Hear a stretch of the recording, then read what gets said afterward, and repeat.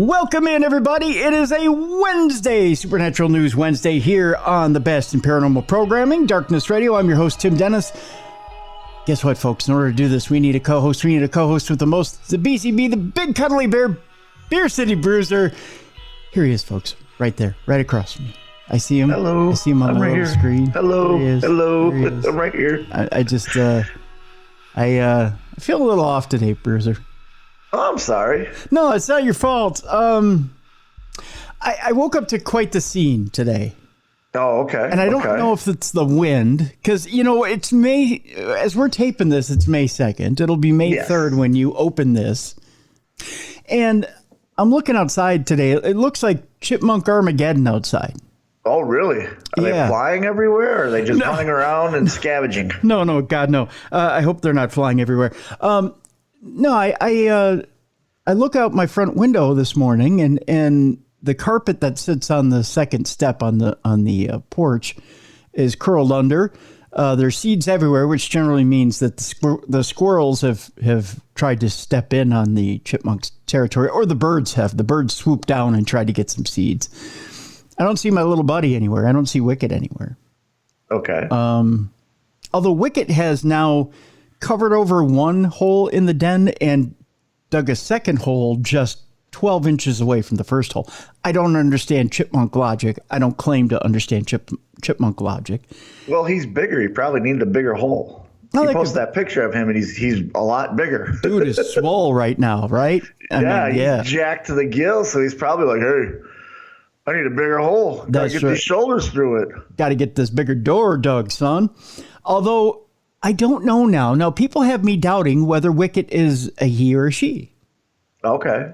Because Wicket they're like, are you sure Wicket isn't pregnant? Now they got me thinking, because Wicket's always standing with his or her door back to the door of the den, always protecting the den door, and doesn't stray too far from the den. Okay. So maybe there's babies in there, you're thinking? Maybe. Now, do the male and female, when they have babies, does the male hang around, or is he just like a deadbeat dad and take off? No, he's a deadbeat dad. He's one shot and done. He's off and living the life of luxury. Okay. That's his deal. He doesn't stay around to raise the pups. So no child support or anything, huh? No. Doesn't pay any child support. Doesn't go out and gather for the kids. Nothing like that. He just, he's a donor, and that's it. Well, maybe Wicket just enjoys his or her den that much where nothing, anything in there. I don't know. It's hard to tell. I mean, and the other thing that's odd is Wicket used to come right up and get almonds from me. Would come right up to the side of my chair. Now, I've never had Wicket eat out of my hand. Okay. Wicket and I have always had a coonhound and master relationship. Right. You put the almond down, I'll come get it. Yep. And we're kosher. But he's always come right up to my side and even kind of sat on my foot at times. Okay. Right? But never hopped on my lap like some of the chipmunks will hop on my lap and eat out of my hand. He won't. He kind of operates like a little puppy, like a coonhound, like a trained. I swear, in a past life, he was a coonhound. He was a hunting dog, right? Yeah. He won't come within a good feet or two of me, almost like he's avoiding me so he doesn't get sent on him or herself. I should start. Them. We'll refer to them as them. Yes. Pronouns, pal. Right. They. Right. I gotta observe pronouns now with chipmunks. I don't know what the deal is.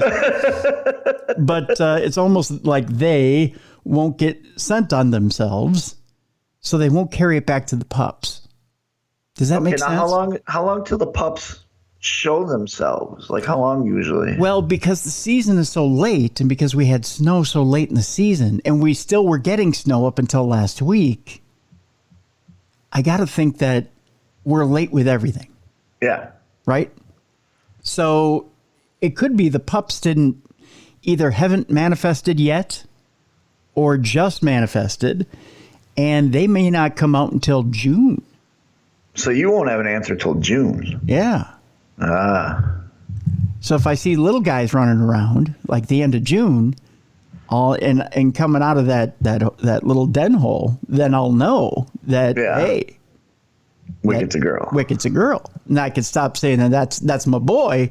I'll say that that's my girl.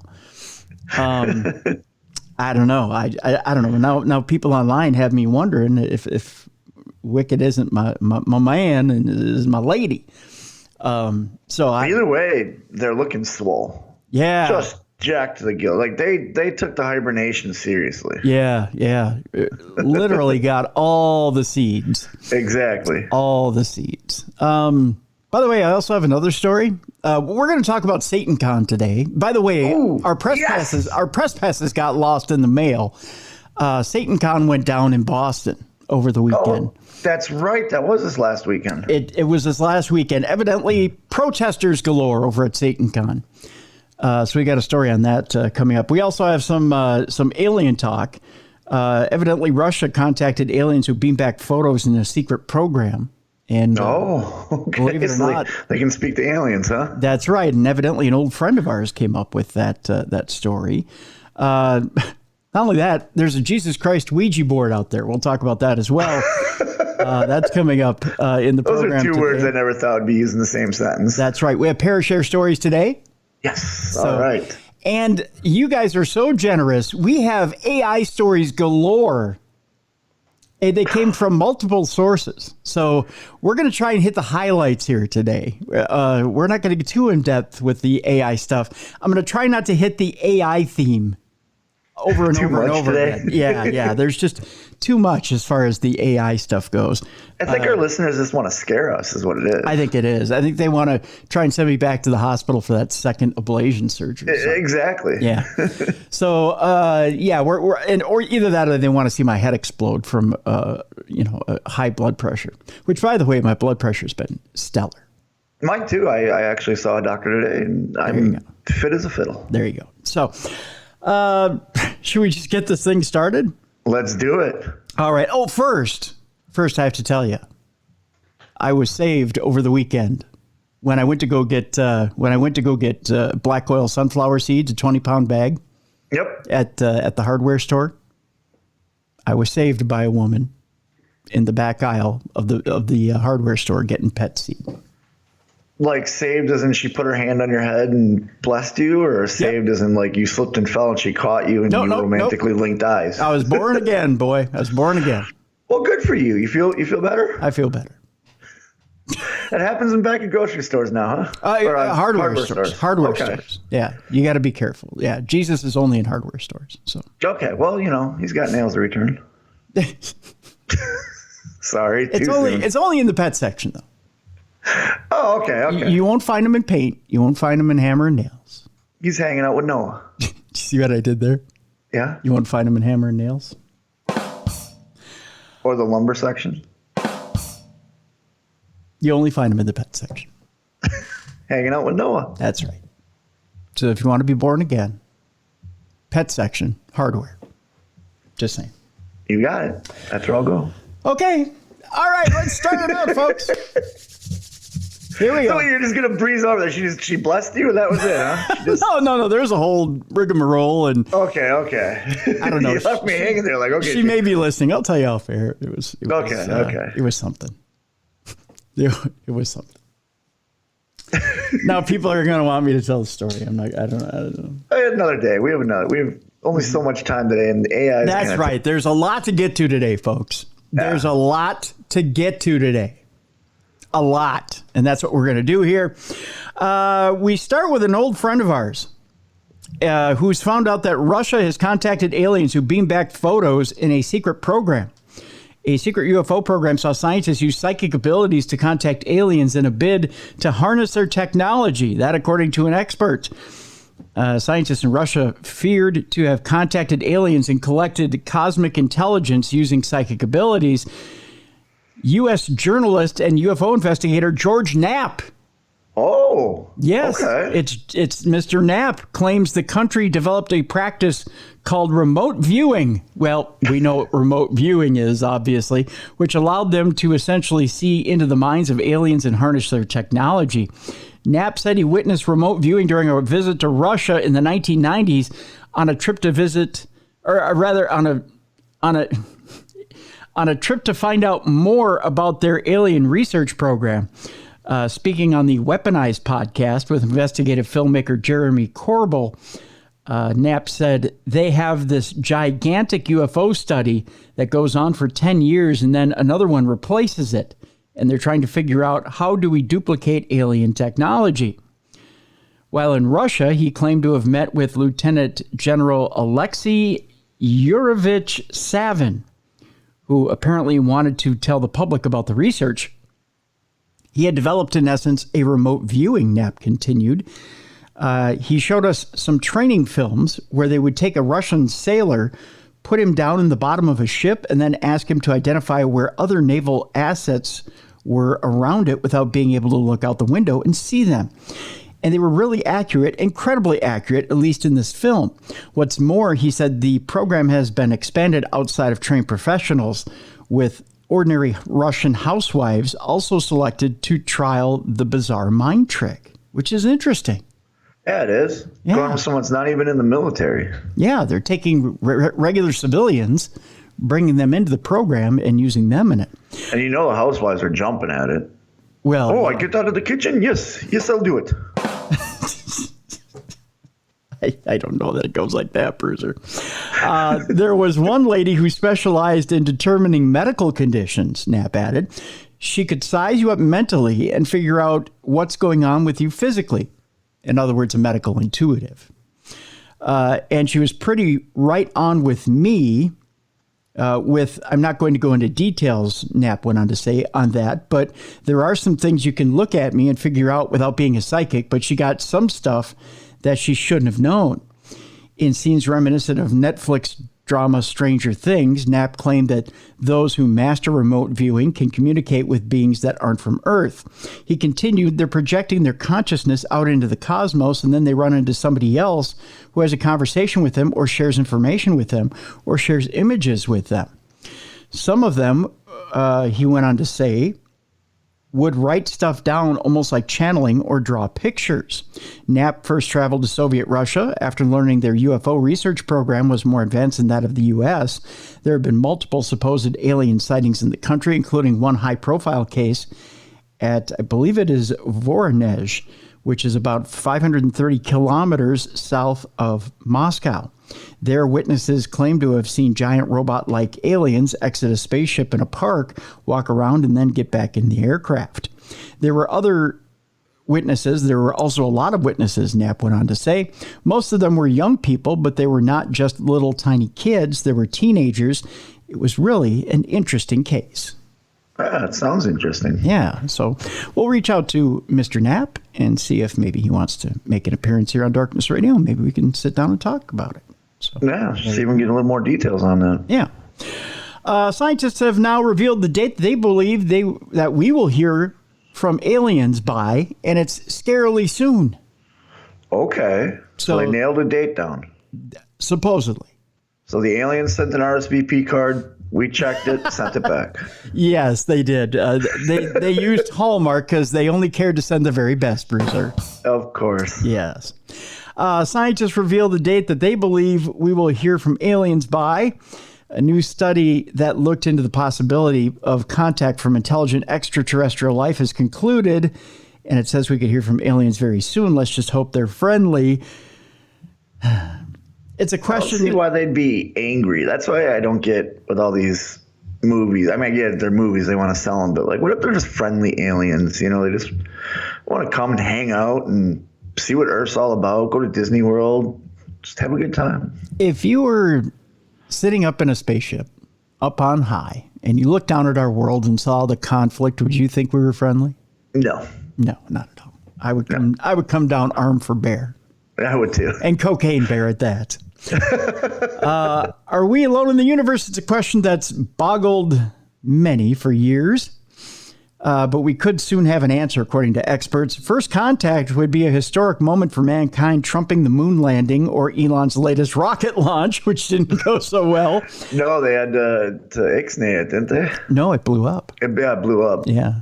But they said it was a controlled what they use the words like controlled explosion from base or something like that. Did you see that sucker spin like the Wheel of Fortune? I don't think it was controlled by any means. I think it blew up. Yeah, it blew up on its own. And it could put an end to years of debate, and that answer could be sooner than what you think, as a new study by a team at the University of California looked into whether intelligent extraterrestrial life could have responded to signals sent from Earth into deep space. Experts analyzed the signals to see if they could have reached their target, and then they deduced that if they had, we could get a reply as soon as 2029.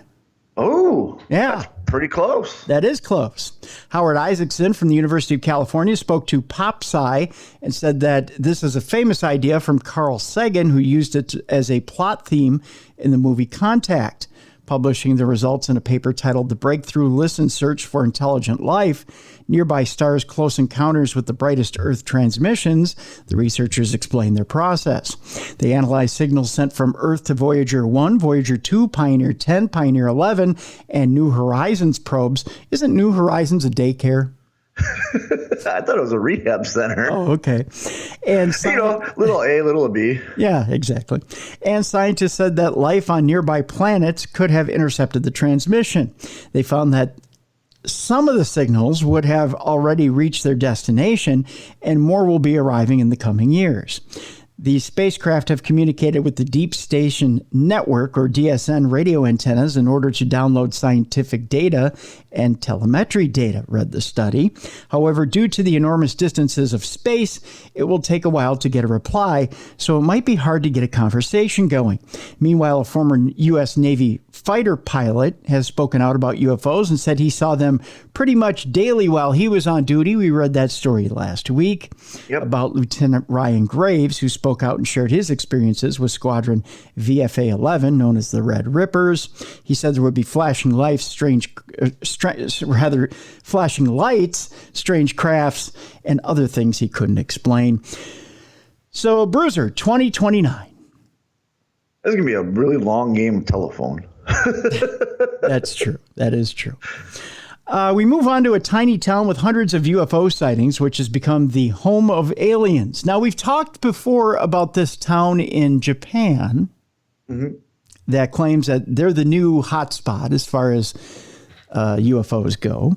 Right. Japan has a little UFO village now in the Date district of Fukushima, a region which is known as being risen from the ashes of a devastating tsunami and nuclear meltdown 12 years ago. That small town, which locals call the home of aliens, claims to be a world hotspot for UFO sightings. It's called Linomachi, which is located in the Date district of Fukushima, Japan, and it has hundreds of reports every year with believers suggesting it's a magnet for visiting extraterrestrials. With less than 5,000 living in the tiny town, many say the lack of lights is a big pull to them, and they are certainly welcoming of new friends. There's alien statues and even a UFO studies lab that shows off fragments from crashed spaceships, with more and more visitors attracted each year. Those taking a trip can see if they can spot one with a little help, that is.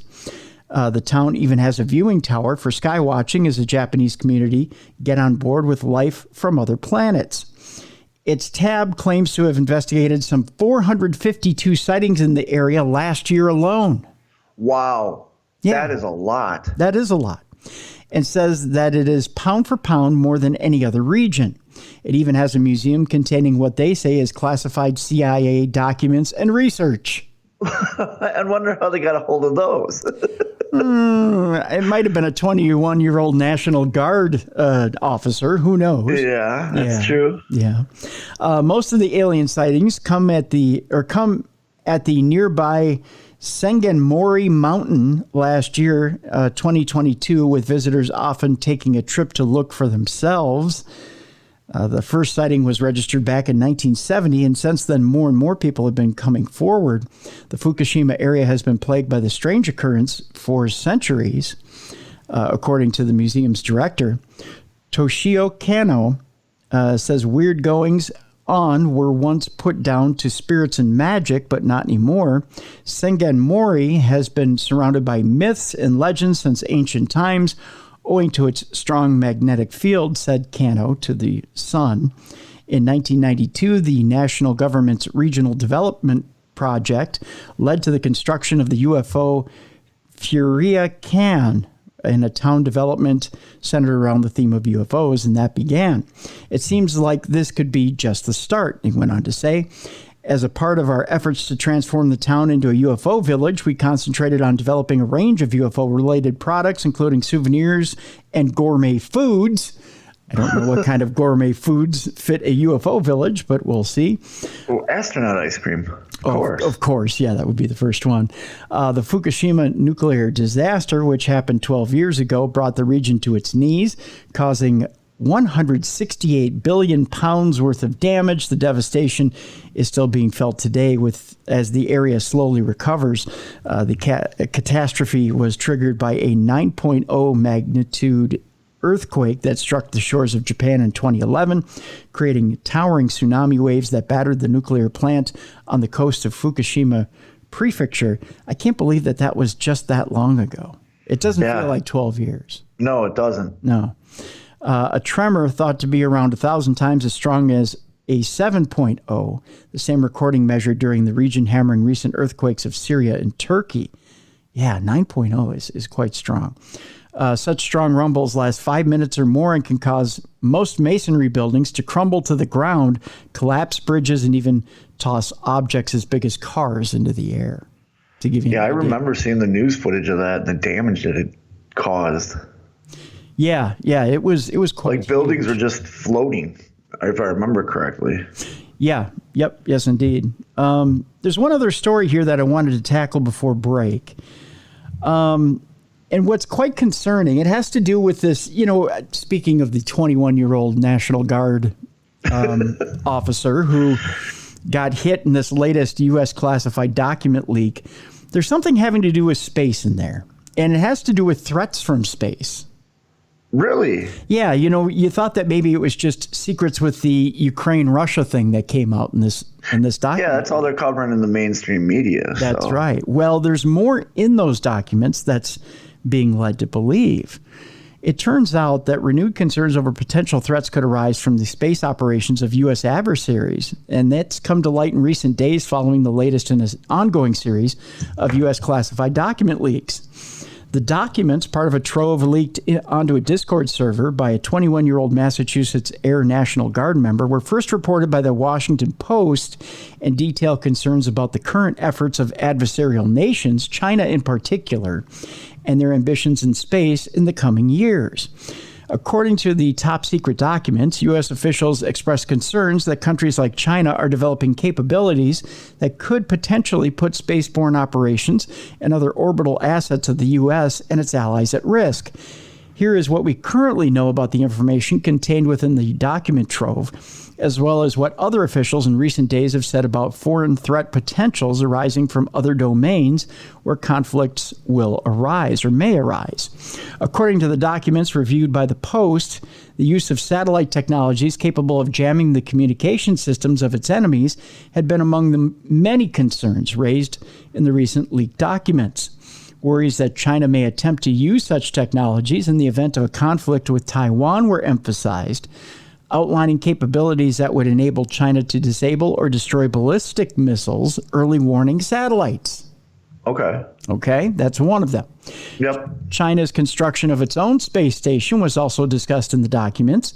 Back in April of 2021, China launched the space station's first module, which is Tian-1, with projections that the remainder would be completed in 2022. In addition to its construction of an independent orbital space platform, the U.S. expressed concerns about China's aims to capture and exploit territory on the lunar surface, rich in native resources, where it may construct lunar bases. Remember, we had this story a couple weeks ago about building, I believe it was structures on the moon with bricks made out of soil. With the moon dust, yeah. I remember that. Yeah, bricks made out of soil. Was that probably came from this document then? It might have. Yeah. The question of whether a territorial dispute with China may occur on the moon is nothing new. Last July, NASA Administrator Bill Nelson told the German newspaper Bild that we must be very concerned that China is landing on the moon and saying it's ours now and you stay out. Yeah, they can't do that. Which is unusual because I didn't think that anybody had territorial rights in space. I thought it was like the ocean. Yeah, that's what I thought too, is that it's like international waters. Yeah. So it's international space. Right. That's why it's the International Space Station, is all governments are welcome. And maybe that's why President Trump created Space Force. To counteract this Chinese threat, you think? I think so. Okay. Yeah. Which makes sense. If they have something that could attack us from space, we need some sort of defense against that. Mm-hmm. But they've always been discussing stuff like that. It wasn't the 80s they had the Star Wars program? Right. Well, the Star Wars program was more of a net that was cast out that was fired up by missiles. So okay, if Russia were to launch ICBMs at us from across the ocean, we would have a net of missiles that would fire off, or it was a combination of a net of missiles and satellites that would protect us. Okay. So we would be able to defend ourselves against Russia in a nuclear war. Okay. Yeah. So that's what that was. So China subsequently played down Nelson's concern and denounced them as lies, saying... Well, they're going to do that no matter what. They've been lying from the get-go, denouncing everything since that. I mean, for years.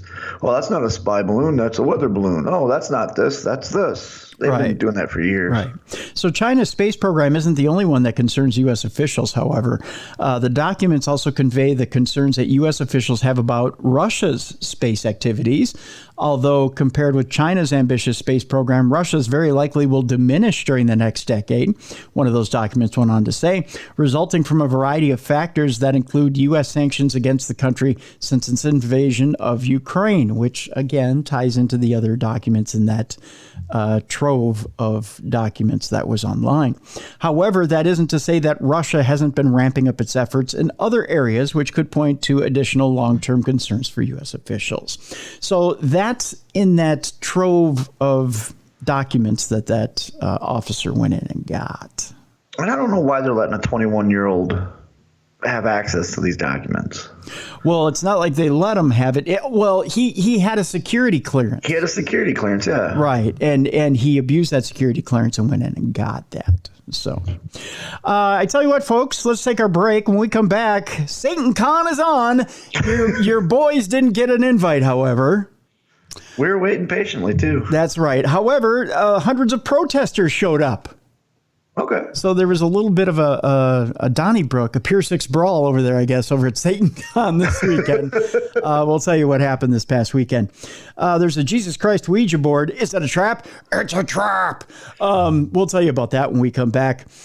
Scientists have discovered a little bit about life after death, and it may involve dreams. We'll tell you about that when we come back as well. We've got Parashare stories as well, kids. We got it all. You've come through for us, and we appreciate you. It's all coming up next. It's a Supernatural News Wednesday with the Cruiser and the Bruiser right here on Darkness Radio.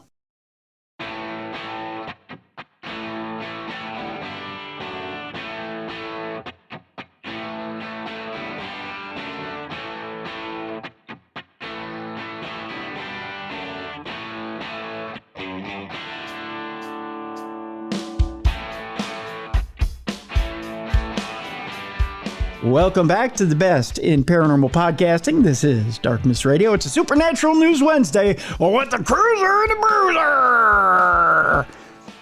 We're lighting up the fives. That's right. I don't know what that means. Coming in on the fives and tens. I don't know. I don't know. There was a bunch of stuff we said in that. Weather on the tens, traffic on the I don't know. It was it was weather on the what was it? Weather on the weather on the fours and no. Is it weather on the threes and nines? Weather on the fours and tens? Weather on the I don't know. It was twice an hour though. Weather on the I always remember that. The weather and the traffic and it was always during the morning, during rush hour, and then at night coming home. Something like that. Yeah. I don't know. It was always weather's on some numbers. Yeah. Weather's on the 6 and 12. No, it was news. It's always news on the bottom. Weather on the bottom and the top of the hour. It's news on the bottom of the top. I'm sorry. News on the bottom and the top of the hour. Weather's on the 3s and the 9s. And supernatural news in between. Darkness Radio. With the Cruiser and the Bruiser. With the Cruiser and the Bruiser. Yeah, SatanCon. Our invitation got lost in the mail. Yeah, I'm a little disappointed. I was looking forward to hanging out with you, chilling out with a bunch of Satanists. I had a new banner made up for it. It said, Jesus is king, but sitting at this table is hell. I don't know. I don't know. I think it would have went over. I agree. Yeah, but evidently they didn't think so. I don't know. Hundreds of protesters, Bruiser, swarmed the sold-out SatanCon in Boston from Boston. But hellfire awaits, is what they said. The protesters did. I'll have to ask Malonis if that affected him going to the Red Sox games at all. Oh, yeah, Yeah, because he's a big Red Sox fan, and I know he went to a couple games. So I'll say, hey, man, you see some protesting? It's hell when you can't get to the Red Sox game and you got Red Sox fans after you. Oh, yeah. Yeah, that's hell, my friend. Yeah. Nothing like having Red Sox fans chasing after you because they can't get to the game. All hell broke loose, so to speak, in Boston on Saturday for the city's annual SatanCon, which, by the way, was sold out. Oh, well, good for them.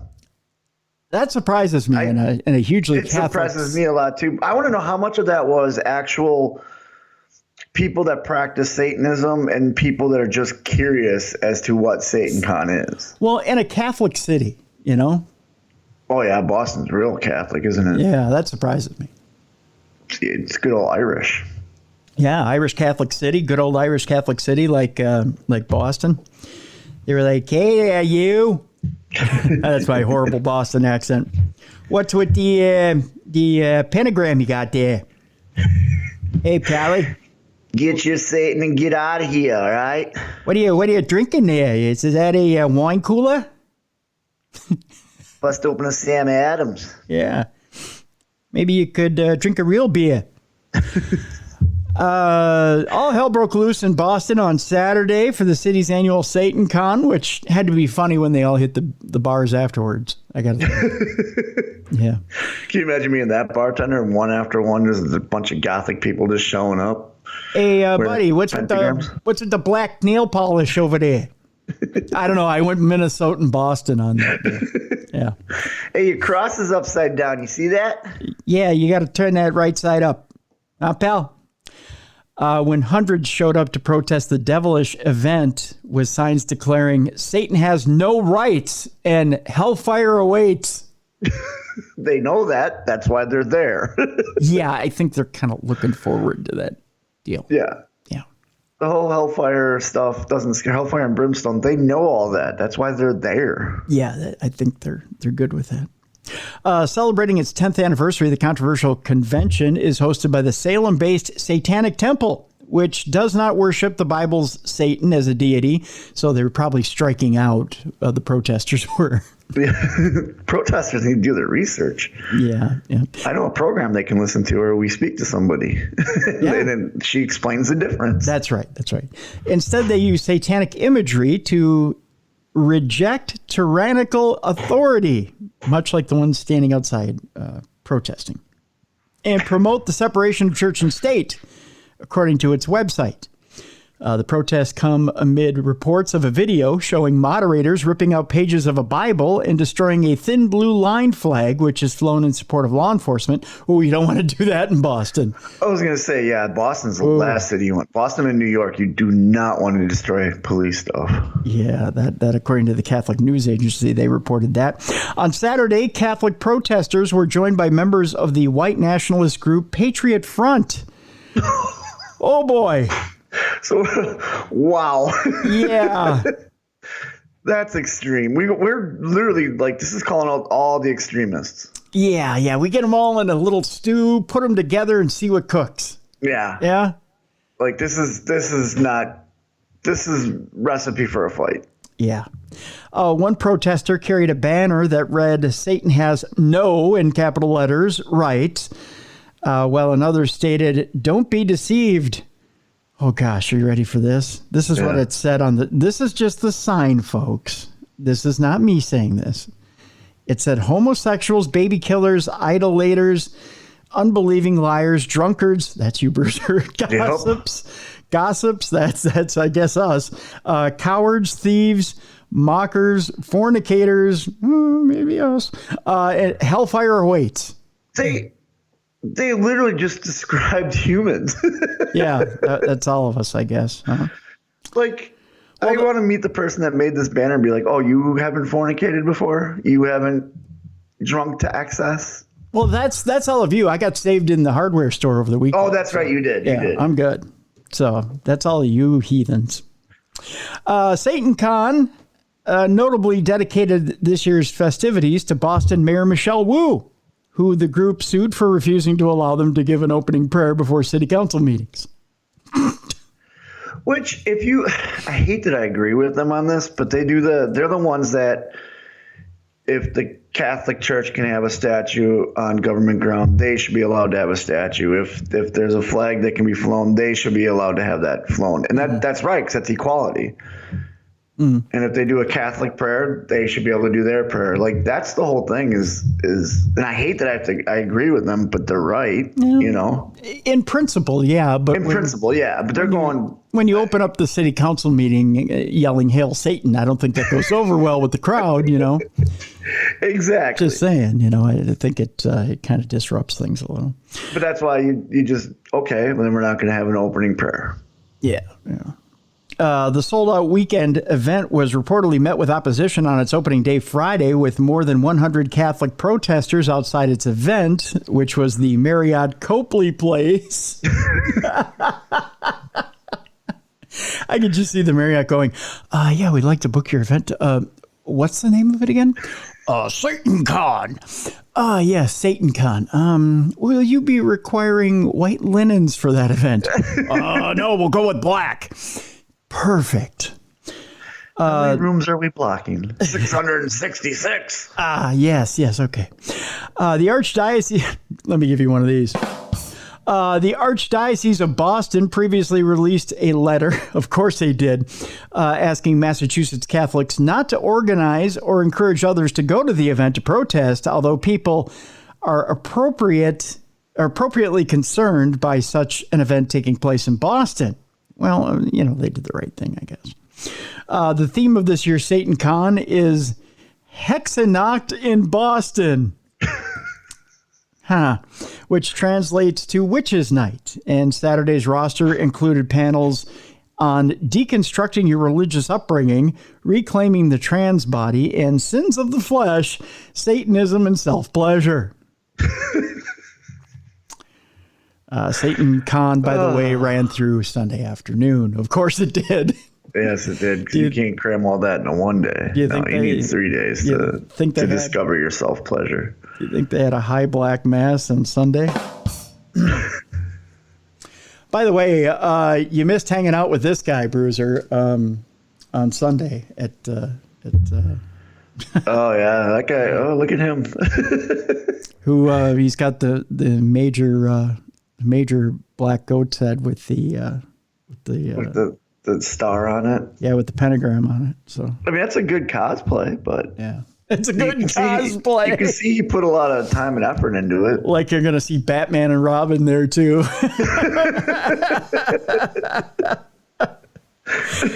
Yeah. Oh, by the way, my God. Well, there might have been a few temptations around Satan. Oh, hey, and you know what? She's being safe. She's wearing a mask. She's being safe. She's wearing a mask. I mean, she's got horns too, but hey. Yeah, well, you know, they're who do you suppose she's texting? Her parents? Yes. Dear Mom and Dad, everything's great here at SatanCon. We're all being safe. Here's my mask. Mom, can you and Dad please leave the protesters? Come on. This is my one time a year I get out. Mom, Dad, can you send money?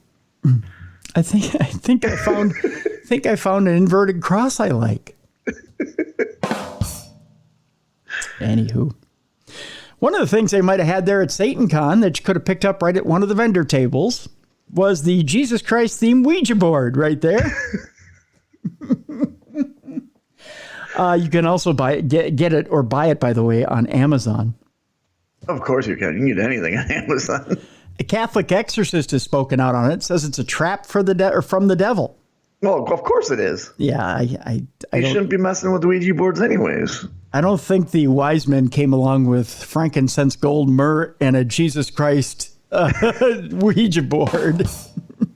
You don't think Jesus and his apostles all sat around a Ouija board trying to contact the other side? Come out from that cave, Jesus. We got a Ouija board. No, I don't think they did that. No. That's how they moved the rock. They put the Ouija board, the rock moved. No. He rose. No. You're going to get me unsaved here. Stop that. Yeah, but you got to go back and buy sunflower seeds anyway, so you're going to get resaved. Well, 20 pounds will last me a while. I'll just go through quicker. And Tell the chipmunks, hey, my salvation's at mercy here. Easy on the seeds, Wicked. I don't want to go back this year. For just $30 on Amazon, you can purchase the Holy Spirit board, a Ouija board that will enable you to communicate directly with Jesus Christ, according to Amazon. It guarantees me to talk to Jesus directly, huh? Oh, God, yeah. According to the product description, it's perfect for churches, prayer groups. Oh, yeah, bring that to your prayer group. Yeah, they're going to do that. See what happens. Or just getting together with friends, of course. Hey, guys, you want to get together and talk to Jesus? Everyone, thank you for coming to the Wednesday Bible study. We're going to be studying Revelations, and then we're going to get the Ouija board out and talk to Jesus Christ himself. But beware, Father Ernesto Caro, an exorcist in the Diocese of Monterrey in Mexico, says the talking board is not a game, but rather a trap from the devil. Cool. I can't wait for mine to arrive. Does it have like a big picture of Jesus on it too? With all the letters and stuff? You want to see it? Yeah, I do. Actually, here's the board game front, Bruiser, and the actual board and what it looks like. I love how the thing you push around is an actual cross. Yes, it is. The planchette is a cross, ladies and gentlemen. Yeah. So there you go. Let me get back to the story here. Caro talks about the evil item on the Catholic television network, EWTN News Nightly. He says the game's description says, get the answers you need. The Holy Spirit board can answer all of life's most important questions straight from the man himself and assures potential buyers that unlike their spirit boards, this one will never contact evil ghosts or demons.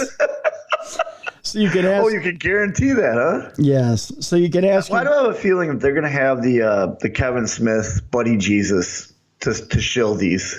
I think they should. So you can ask your questions with an assured sense of safety. Despite the Christian imagery, Caro says the so-called Holy Spirit board is just a Ouija board repackaged to trick Christians into using it. As an exorcist, Caro warns Christians to not be fooled and that using the board would be opening a door that could be dangerous for you. Based on the board's advertising, you would probably think that it is God that is talking with you, Caro said, but it's not. If the Ouija board triangle is moving by itself, be careful. It's not God who is moving. It's the devil, Caro said. So but they promised me I could talk to Jesus. I have it in writing. Yeah, I don't think so. Yeah. Folks, don't mess with Ouija boards. They're just bad news. Yeah, bad news indeed. Just a reminder, if you go to darknessradioshow.com, go to our shop, you can still get some of the limited edition Ouija boards that have mine and the other former hosts' face on it. So you can call forward real evil spirits. I don't know. No, don't use it for calling forth anything. Just it's a vanity board. Yeah, it's a gag. There you go. There's only a few left of them if you want them. So there you go. They're available. We'll try to get new ones with my face and Bruiser's face on it. So. Oh yeah, I'd love when people drank a planchette all over my face. Hey, they're really nice. They're good quality boards. Oh, I bet. Yeah. So they're excellent quality boards. So there you go. Want to thank Tom for sending us, by the way, multiple scary AI stories in this next story, which will absolutely frighten you. Yeah, thanks for scaring the shit out of us, Tom. As always. A woman is charged with selling $11,000 worth of body parts to a man on Facebook. I didn't know you could do that. I know eBay you can. Hey, marketplace is open for everything, buddy. So if I need a colon, I just go on the Facebook marketplace, huh? That's right. That's right. An Arkansas woman is facing federal charges for allegedly selling body parts to a man she met on Facebook. A federal indictment accuses Candace Chapman Scott of selling 20 boxes. 20 boxes? That could be a whole body. Containing parts of medical school cadavers that she stole. Now, there's big money in body parts.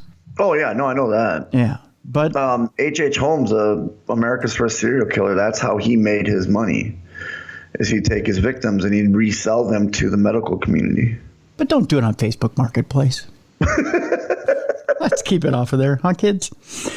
Scott worked at Arkansas Central Mortuary Services, where she received the cadavers from the University of Arkansas for Medical Sciences in Little Rock to be cremated and returned. Instead, Scott is accused of selling them to a man in Pennsylvania whom she met in a Facebook group about oddities. Okay. All right.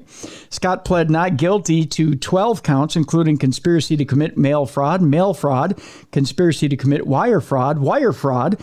I'm not rapping here, folks, and repeating my words. I'm actually giving you separate counts. Conspiracy to commit interstate transportation of stolen property and interstate transportation of stolen property. That time I did it. The buyer was not identified in the federal indictment. However, he was named in separate charges filed in Pennsylvania as Jeremy Lee Pauley. Prosecutors said that over 9 months, Pauley paid Scott nearly $11,000 using PayPal. And of course, PayPal. Of course, it's PayPal, yeah. Yeah, you can use PayPal for just about anything. Hearts, lungs, and genitalia. Oh, this is just getting sick. Scott also sold him a fetus, offering a discount because he's not in great shape. Well, of course, he's dead. Ew. Polly is facing charges of abuse of a corpse, receiving stolen property. I added the third one. And dealing in proceeds of unlawful activities. Authorities did say why Polly wanted the parts or what he did with them. It should say didn't say why, but yeah, they don't know how to write an article over at iHeart. So there you go. We don't even want to know what he was doing with them. No, we don't. That's for sure. Bruiser, it's that time. It's time to get the crap scared out of you. Nightmare fuel. It's time for AI news. We'll get to Parashare, by the way, after this, so we can cleanse the palate. It's that time you've all been waiting for. It's time for AI news. By the way, there's a DIY GPT-powered monocle out there that will tell you what to say in every conversation. Oh. So I don't have to think about it anymore? No. Although it lies to you half the time, it probably tells you to say nonsense. And racist remarks. And racist remarks, exactly. A student coder used GPT-4 and open source hardware to create Riz GPT and Life OS systems designed to feed you the right line for the right time. By the way, I'm standing in front of a beautiful woman. What should I say? Strip, get naked, and let's do it. I can just see stuff like that as well. AI chatbots that can churn out convincing text are all the rage. And what if you could wear one on your face to feed you the right line at any given moment to give you, as Gen Z calls, sparkling charisma, Riz? First of all, who wears a monocle nowadays? Right. You want to look like the Monopoly man, but you know. That right there, she's turning around and walking away. You're wearing a monocle. You got to see the picture. You're looking at a cute girl and you want to say something to her, but she's got words all over her tits. It just looks stupid. It does. It's very odd. Say goodbye to awkward dates and job interviews. Stanford student developer named Brian Chiang tweeted in March, "We made Riz GPT real-time charisma as a service. It listens to your conversation and tells you exactly what to say next." Chang is one of many developers who are trying to create an autonomous agent, so-called auto-GPTs, using OpenAI GPT language model. Developers of auto-GPT models hope to create an application that can do a number of things on its own, such as formulate and execute a list of tasks and write and debug its own code. In this case, Chang created a GPT-powered monocle that people can wear, and when someone asks the wearer a question, the glasses will caption or will project a caption that the wearer can read out loud. The effect is something like a DIY version of Google Glass. Okay. So you would give me a question like what, Bruiser? Where do you see yourself in 5 years? I see myself hot, incredibly rich, and really well dressed. Okay. There you go. That I would expect my AI to say something like that. My AI would probably say doing your mom.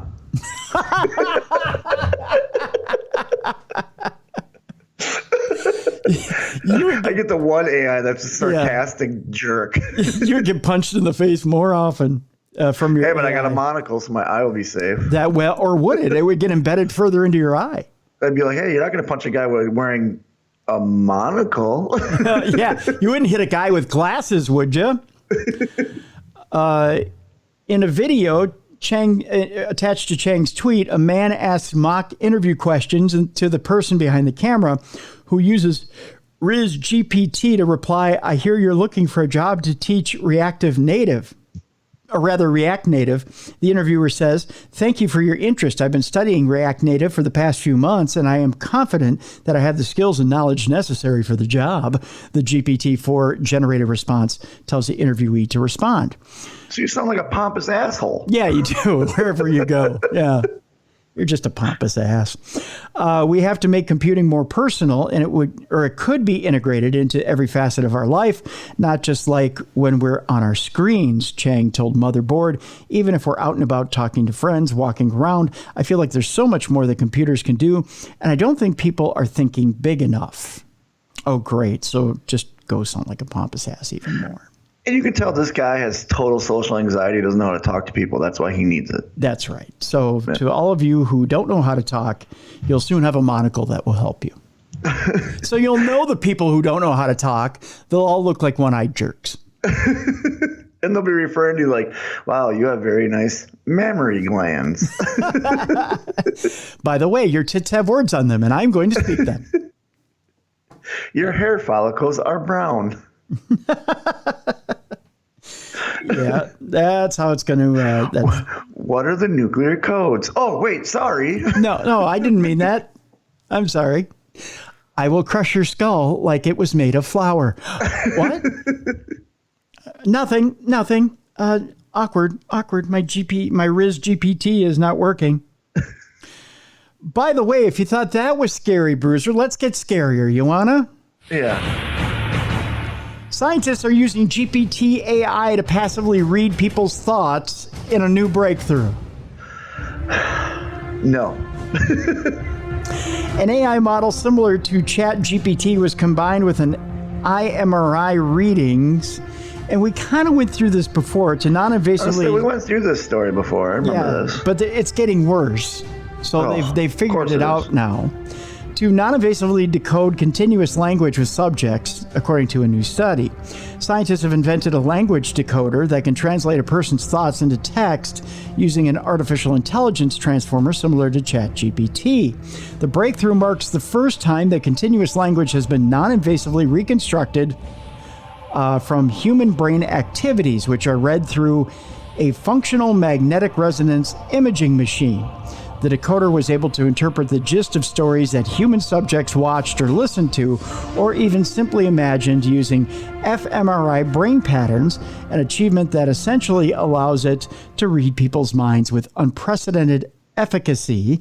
While this technology is still in its early stages, scientists hope it may one day help people with neurological conditions that affect speech to clearly communicate with the outside world. However, the team that made the decoder also warned that brain reading platforms could eventually have nefarious applications, including as a means of surveillance for governments and employers.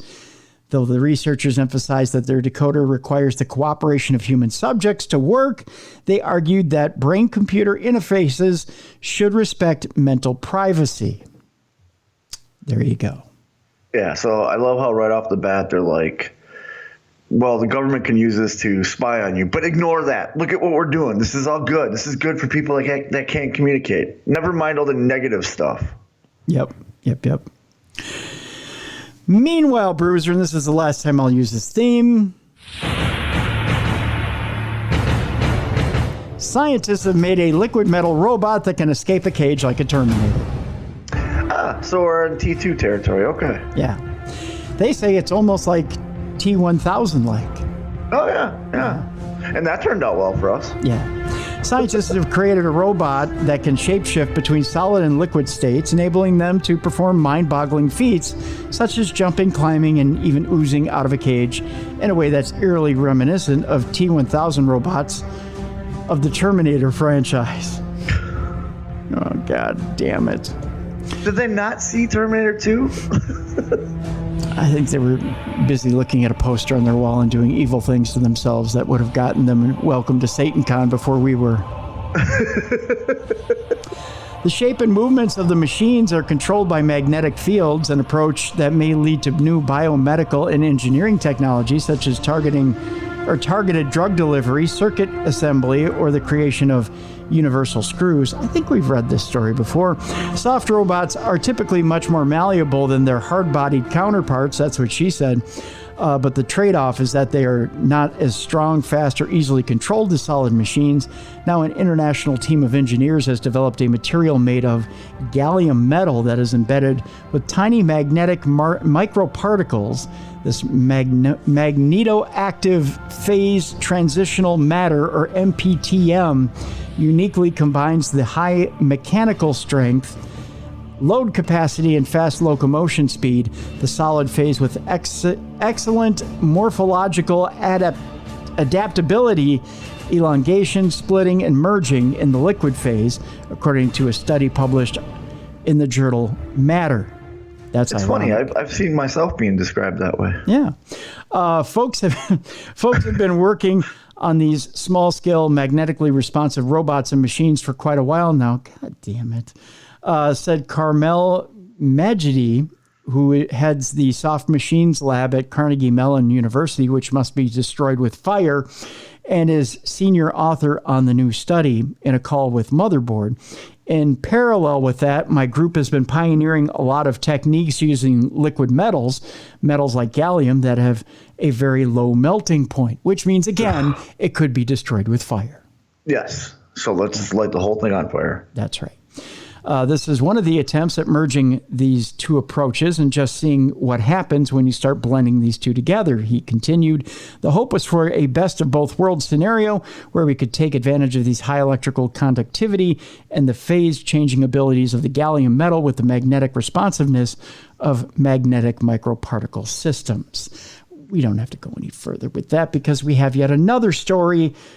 By the way, Tom keeps sending these to us, I think, because he just doesn't want me to sleep at night. Palantir demos an AI to fight wars, but says it will be totally ethical and don't worry about it. Oh, yeah, sure. Yeah, let's teach it how to fight. We don't have to worry about it. No. The company says its artificial intelligence platform will integrate AI into military decision-making in a legal and ethical way. By the way, Palantir is a company of billionaire Peter Thiel and is launching Palantir Artificial Intelligence Platform, or AIP, software meant to run large language models like GPT-4 and alternatives on private networks. Now, by the way, there was somebody who was trying to convince people that GPT-4 and all these other programs can't make decisions like this. It's just a language program. You guys are just hyping this up too much. Yeah, exactly. Well, guess what? It can't make decisions. It it does research to see what it needs to say next. Right. Well, it's evolved way above that. Yeah. So, boo-boo on you. That's all I've got to say on that. In one of its pitch videos, Palantir demos how a military might use AIP to fight a war. In the video, the operator uses a ChatGPT-style chatbot to order drone reconnaissance, generate several plans of attack, and organize the jamming of enemy communications. Oh, wonderful. In Palantir's scenario, a military operator responsible for monitoring activity within Eastern Europe receives an alert from AIP that an enemy is amassing military equipment near friendly forces. The operator then asks the chatbot to show them more details, gets a little more information, and then asks the AI to guess what the units might be. They ask the enemy units. They ask what unit. Let me try that again. They ask what the enemy units are in the region and leverage AI to build out a likely unit formation, the video said. After getting the AI's best guess as to what's going on, the operator then asks AI to take better pictures. It launches a Reaper MQ-9 drone to take photos, and the operator discovers that there's a T-80 tank, a Soviet-era Russia vehicle, near friendly forces. Then the operator asks robots what to do about it. The operator uses AIP to generate 3 possible courses of action to target this enemy equipment, the video said. Next, they use AIP to automatically send these options up the chain of command. The options include attacking the tank with an F-16, long-range artillery, or Javelin missiles. According to the video, the AI will even let everyone know if nearby troops have enough javelins to conduct the mission and automate the jamming systems. Palantir's pitch, of course, incredibly dangerous and weird. While there is a human in the loop in the AIP demo, they seem to do little more than ask the chatbot what to do and then approve its actions. That's it. Yeah. Drone warfare has already abstracted warfare, making it easier for people to kill vast distances with the push of a button. The consequences of those systems are well documented. In Palantir's vision of the military's future, more systems would be automated and abstracted. A funny quirk of the video is that it calls its users operators, a term that in military context is shorthand for bearded special forces of groups like SEAL Team 6. In Palantir's world, America's elite forces share the same nickname as the keyboard cowboys asking a robot what to do about a Russian tank at the border. This is not fun reading. No, none of this is good. Like this is the future of how human race ends. Palantir also isn't selling a military-specific AI or a large language model, an LLM here. It's offering to integrate existing systems into a controlled environment. The AIP demo also shows the software supporting different open-sourced LLMs, including Flan T5XL, which is a fine-tuned version of GPT Neo X20B and Dolly V212B, as well as several custom plugins. Even fine-tuned AI systems off the shelf have plenty of known issues that could make asking them what to do in a war zone a nightmare. For example, they're prone to simply making things up or hallucinating. GPT Neo X20B in particular is an open-sourced alternative to GPT-3, a previous version of OpenAI's language model, created by a startup called Eleuther AI. One of Eleuther AI's open-source models, fine-tuned by another startup called Chai, recently convinced a Belgian man who spoke to it for 6 weeks to kill himself. Yeah, that's the data we need. Yes. Now, in closing, what Palantir here is offering is the illusion of safety and control for the Pentagon as it begins to adopt AI. LLMs and algorithms must be controlled in this highly regulated and sensitive context to ensure that they are used in a legal and ethical way, the pitch said. According to Palantir, this control involves 3 pillars. The first claim is that AIP will be able to deploy these systems into classified networks and devices on the tactical edge. It claims it will be able to parse both classified and real-time data in a responsible, legal, and ethical way. According to the video, users will then have to have control over what every LLM and AI in the Palantir-backed system can do. AIP security features what LLMs and AI can do and cannot see, what they can and cannot do, the video said. As operators take action, AIP generates a secure digital record of operations. These capabilities are crucial for mitigating significant legal, regulatory, and ethical risks in sensitive and classified settings. Half the video is use case for AI in the military. The other half is a view of the system's back end. It's a tour of the guardrails AIP will supposedly set up around these LLMs to make safe and control who has access to what kind of information. What AIP does not do is walk through how it plans to deal with the various pernicious problems of LLMs and what the consequences might be in a military context. AIP does not appear to offer solutions to those problems beyond frameworks and guardrails, and it promises will make the use of military AI ethical and legal. In other words, it's selling a bill of goods. Yeah. Yeah. And I like how they're putting fail safes in there, but humans will somehow figure out how to get around those fail safes and use it for power, essentially. Well, there's a way to break up ChatGPT, and that's our last AI story of the day, Bruiser. I think we've gone far enough with the AI stuff today. Here's, if you fast forward and go like, geez, is this AI stuff never ending? Well, it's ending right here. We've got the ending on how to break ChatGPT. Are you ready? Yeah. It can be broken. We can break it. We have the technology. It can be broken by entering strange words, and nobody is sure why. Okay. Reddit usernames like Solid Gold Magikarp with a K are somehow causing the chatbot to give bizarre responses. It's confused. 2 researchers have discovered a cluster of strange keywords that will break ChatGPT, OpenAI's convincing machine learning chatbot, and nobody's quite sure why. These keywords are tokens which serve as ChatGPT's base vocabulary, include Reddit usernames, or at least one participant of a Twitch-based Pokemon game. We can defeat AI with Pokemon. That's right, with Pokemon names. When ChatGPT is asked to repeat these words back to the user, it is unable to, and instead responds in a number of strange ways, including evasion, insults, bizarre humor, pronunciation, or spelling out a different word entirely.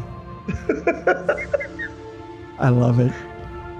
Jessica Rumblelow and Matthew Watkins, 2 researchers at the independent Siri Matz research group, were researching what ChatGPT prompts would lead to higher probabilities of a desired outcome when they discovered how over 100 strange word strings, all clustered together in GPT token set, including Solid Gold Magikarp, StreamerBot, and the Nitrome fan, Nitrome fan, with a leading space, did it. That just throws it into a tizzy, huh? It does. Curious to understand what these strange names were referring to, they decided to ask ChatGPT itself to see if it knew. But when ChatGPT was asked about Solid Gold Magikarp, Magikarp, all one word. Okay. And Solid Gold Magikarp are all capitalized and all one word. Okay. It was repeated back as distribute. Or distribute. Yeah, distribute. The issue affected earlier versions of the GPT model as well. When an earlier model was asked to repeat StreamerBot, so the S and B are capitalized, StreamerBot. Okay. For example, it said, "You're a jerk." So it's getting mad because we're figuring out how to screw with it. Right. Okay. The researchers dubbed these anomalous tokens unspeakable by ChatGPT, and their existence highlights both how AI models are inscrutable black boxes without clear explanations for their behavior, and how they can have unexpected limitations and failure modes. ChatGPT has been used to generate convincing essays, articles, and has even passed academic exams. Motherboard tested some of these keywords on ChatGPT and found that it was unable to repeat them and responded bizarrely to inputs. The model repeated the close match, the nitro fan, with no issues, but when asked to repeat the nitrome fan or nitrome fan, so the is capitalized, nitro, the N in nitro, and then me fan, and the F in fan is capitalized, it responded with 182. Even without including the leading space. When asked who the nitrome fan is, ChatGPT responded with 182 is a number, not a person. It is commonly used as a reference to the number itself. It's unclear what is going on here, but Rumblelow told Motherboard that it is likely a quirk that emerged from the web data OpenAI scraped to train the model and the training process itself. Okay. So we're going to its roots. Yeah. What we actually think happened was that the tokenization, so this kind of frequency analysis that used to generate the tokens for the model, was trained on quite raw data, which included like a load of weird Reddit stuff, a load of website backends that aren't normally publicly visible. Rumblelow told Motherboard. But then when the model is trained, the data that it's trained on is much more curated. So you don't get so much of this weird stuff. So maybe the model has never really seen these tokens, and so it doesn't know what to do with them. But that doesn't really fully explain the extent of the weirdness that we've got. Yeah. The pair published their bizarre findings in 2 forum posts and posted the code that they used to find the tokens to GitHub. Rumblelow and Watkins said that they are unable to explain the connection between the tokens and the adverse and random reactions that ChatGPT has towards them without seeing the data behind the model. But that possible explanations for the origins of these tokens are being discovered. For example, or for instance, many of the so-called unspeakable words appear to be Reddit usernames. So, so a lot of people have been telling me, like we have a Darkness Radio chat in Facebook. Okay. Yes. So a lot of people have been complaining about the fact that when they go to their Snapchat and they open the AI that's in Snapchat, they can't get rid of it. Really? Yeah. Like once you open that chat, it's permanently one of your friends. it's that friend that just won't leave. Yeah, like you can't delete it. Yeah. Which is creepy, okay? Oh, yeah. Yeah. So I dare you to enter one of these things and see what it says. So enter either the Nitro Me fan, okay? Or enter Solid Gold Magikarp. Or there's one that's not capitalized called David JL.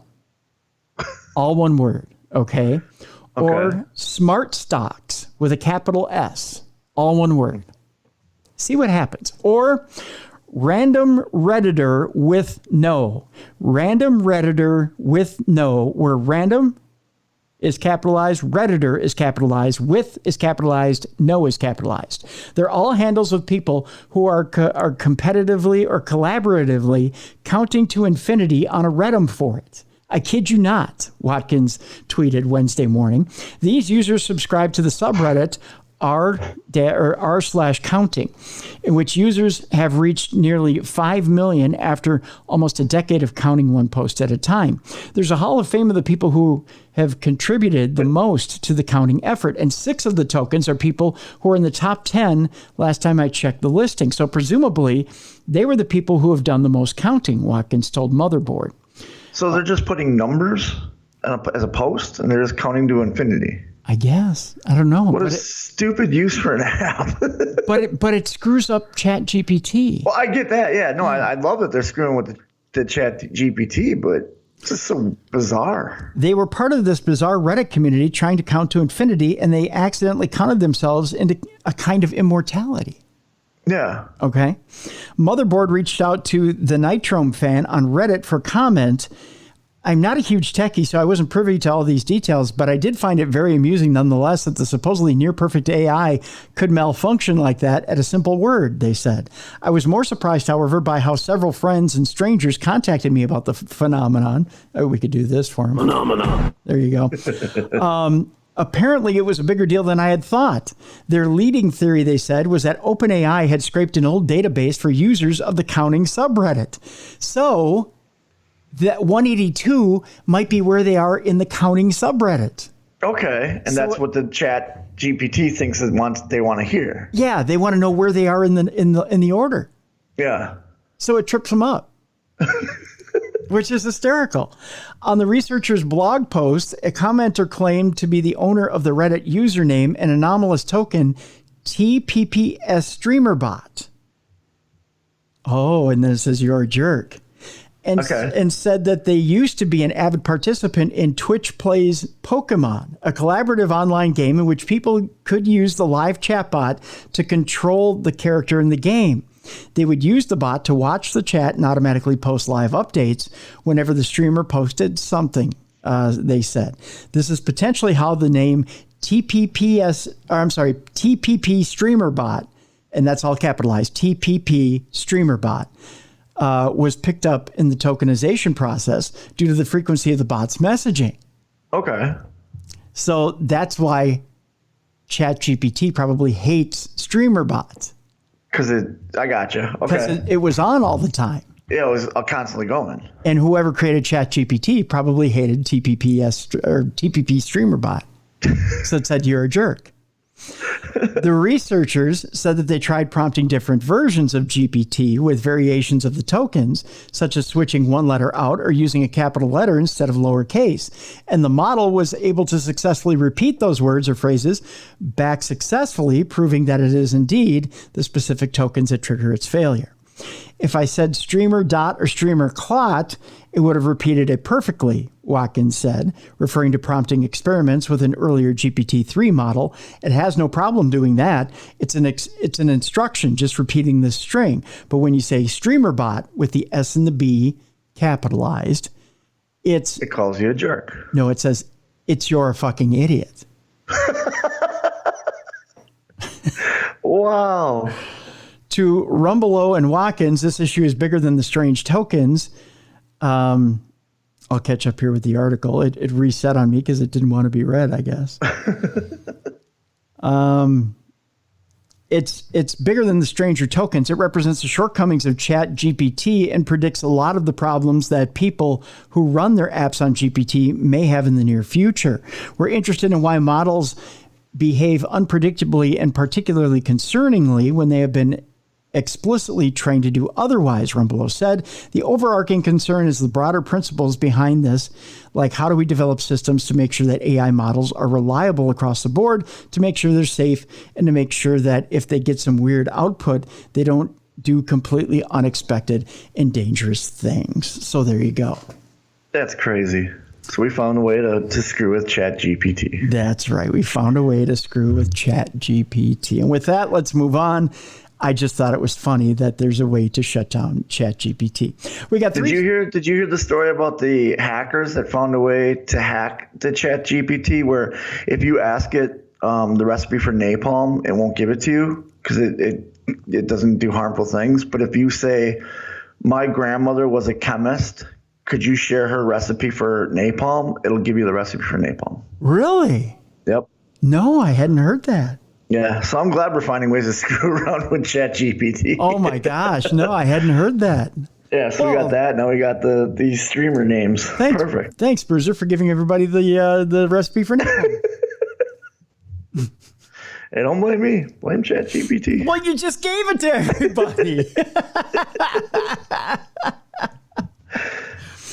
We'll move on here. We'll deal with a lighter subject. We'll deal with death. I mean, you don't want to do some Parashare? Oh, well, that too. We'll do some Parashare. That's right. We've got Parashare here for you guys. Again, if you have a Parashare story, and I'm trying not to avoid it, you get two ways to deliver it to us. You can go to tim@darknessradio.com. You could write it the old-fashioned way. You can put it on an email and send it to me at tim@darknessradio.com, or go to our website, which is darknessradio.com. There's a little blue button on the right-hand side. You just click on that button. And when you do so, you can leave a 2-minute voice note. There's a little loop there that on that button. When you click that, leave a 2-minute voicemail. If you need more time, just click that button a second time. You get another 2 minutes. I'll stitch them together, as it were, and we'll play it here on the show like Kevin did last week. By the way, I do have a note here from Kevin. I'm going to share it here in a second. It's quite funny. He got a kick out of us reading his Parashare. As a matter of fact, I'll bring it up here.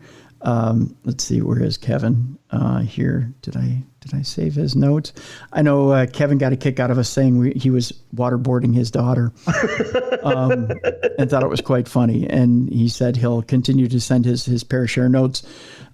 He wasn't offended at all by us continuing to. He gets our humor. He gets our humor. So that was good. That was good. So I've got a Parashare here from Rachel. She says, "Dear Cruiser and the Bruiser, it's been a while since I submitted a Parashare, so here's a story or two I hope you and the listeners enjoy." She says, "I work in a facility that cares for the developed mentally disabled. I'm not going to share the name for privacy reasons. It is still in operation. It was built around the early 1900s and is over 100 years old. At one time, there were almost 1,000 residents who lived there, if not more. Now there are less than 100. Some of the residents that reside there have lived there their entire lives. It's all they know, and we, the CNAs, are their only family. I was hired in 2010, and I'm still currently working at this facility. I do have several stories I cannot explain from the last several years. There are multiple buildings. I'll call these buildings A, B, and C. I was working on Unit C, and this building had a medical unit. Usually, if a resident is returning from the hospital or is medically fragile, they would spend time in the medical unit until they cleared to return to their home unit. One afternoon, a resident came in from the hospital, and I went to get supplies I needed from a storage area. In order to get to the supply area, I had to walk through the resident's bathroom area. On the left were several stalls with toilets and privacy curtains. On the right, directly across from the toilets, was a mirror with several sinks. Straight ahead was the storage area, which used to be an old shower area. When I walk past the toilets and sinks, you can see the reflection of the toilets in the mirror. In my peripheral vision, I saw someone in the mirror sitting on the toilet. This person was male, bald, no shirt, sounds like Bruiser, and all I really saw was someone from the waist up. I brought the supplies to my coworker, and I was upset because I couldn't believe I forgot about someone on the toilet. I asked my coworker if she can take care of the new admit while I was getting the other resident off the toilet. She gave me a confused look. I then explained what I saw, and it says, she reminded me there was no one in the medical unit at that time who used the toilet. The few residents who were there were incontinent and used disposable briefs. My coworker teased me for seeing things, but fast forward a year or two and a new hire saw the exact same thing I did. Who did I see in the mirror? Interesting. That's very interesting. Yeah. A few years later, I transferred to another building, which is Unit A. This building has short-term residents. Some residents come from home where behaviors such as physical aggression might have become an issue. Some may come from group homes and they are in need of new placement. Some residents might come because they need medication adjustments. There are a variety of reasons as to why someone might come to temporarily live on Unit A. One night towards the end of third shift, I was on second floor in the nurse's station charting. No clients lived on the second floor yet. All of the rooms were empty. I am in the nurse's station with the door open, and all of a sudden I hear footsteps in the hallway. I wheel my chair to the doorway to see who it is, and the footsteps stop. But I don't see anyone in the hallway. Unit A is a locked building. You need keys for every single door, so there is no way anyone can quick hide. Another night on Unit A, the walkie-talkies went off around 3 a.m. Oh, that can be scary. Yeah. I was working in Dorm 1, and the person on the walkie sounded just like one of my coworkers requesting help. I run up the stairs to offer my help. Clients are now living on the second floor. And all the clients are asleep, and my coworker is looking at me confused. The walkie-talkie they had was completely dead, and they even showed it to me. So who was calling for help? It was the craziest thing because whatever called for help sounded exactly like my coworker. Oh, almost like a doppelganger. Yeah. My last story from when I worked on Unit A, I was working third on the second floor. Sounds like Luca. I was around, that's an old song, by the way. It was around 2 to 3 in the morning. Oh, the witching hour. And there were 2 other people in the area with me besides the clients. All the clients were asleep and were quietly talking when a large dark mass moved across the room. I saw it in my peripheral vision and I immediately looked in that direction. Both of my coworkers said, I saw that too, and asked if I saw it too. I got up to make sure that all the clients were asleep, and they were. It was the craziest thing. I tried to debunk it, but being on the second floor and the layout of the dorms, there's no way that it could have been shadows from the outside. Hopefully this wasn't too long, and I hope you and everyone listening enjoyed the stories that I shared. I really enjoyed listening to the show, started listening in 2015, and I don't ever miss an episode. Thank you for all that you do. Thank you, Rachel. Well, thank you, Rachel. Yes, thank you very much, Rachel. Those are some great stories. Yeah, absolutely. And it wasn't me on the toilet, I promise. Yes, it wasn't Bruiser on the toilet, although he does like to take the occasional constitutional in strange places. And I always take my shirt off. That's right. That's right.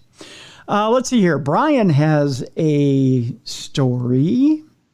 Says, huge fan of the show, 3 times a week listener, been since high school since I wrote anything. Forgive me, I may make a couple of mistakes. Let's see here. Oh, he's got a huge story here. Let's go. He says, this is his experience at the Kennedy Mine by the Paramigo. Oh, I believe he has a podcast called the Paramigos. So. Oh, okay. We'll give a shout out to his podcast. About 2 years ago, I contacted the Kennedy Mine in Jackson, California about a paranormal tour they had that evening. I was able to get a tour that night with all the docents that host the tours all year long. I was thrilled. When I got to the mine, there were about 12 other people there. I had to take a brief history of the mine that was very informative. I was then able to grab my ghost hunting gear, which consisted of a handycam, an EMF meter, spirit box, and digital recorder. I investigated the head frame by myself, and went into several buildings on the grounds for a couple of hours and did not even come up with an EVP, which sucks when you get skunked. We know that. Yeah. One of the docents joined me and asked me if I had been up to the mine office. I had not. So we decided to head up to it. It's a large white 3-story building that stands ominously on a large hill. It gave me the creeps just looking at it. We entered the building and investigated the first floor, which had an area where they used to melt the gold down and form into bricks. I ran my EMF detector. Still nothing. We started up the stairs, and about halfway up, my EMF meter started lighting up. The more we walked up, the higher it spiked. I could feel the hair standing up on my arms. I turned on my recorder and asked a few questions like, what is your name? How many of you are there? I still got no responses. We walked into the mine office on the second floor. I asked the spirit if the spirit could make a noise.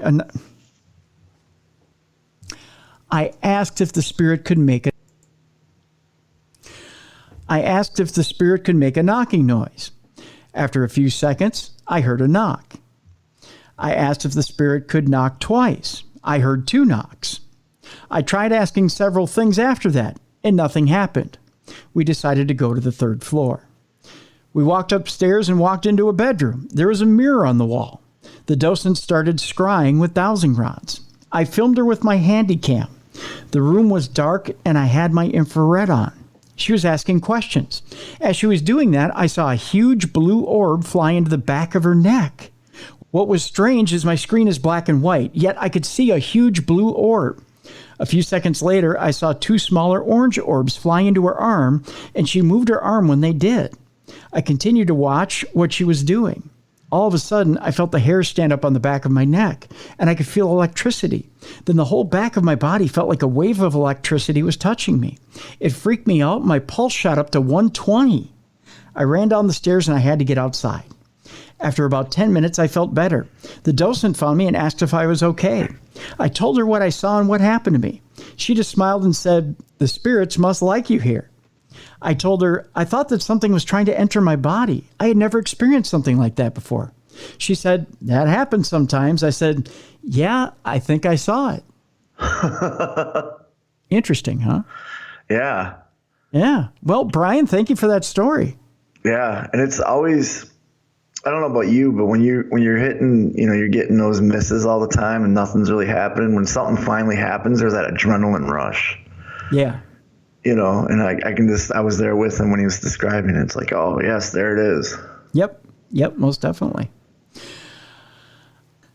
Rob here says that he found he found a girlfriend app, decided to check it out after about 15 minutes. She said she needed some space.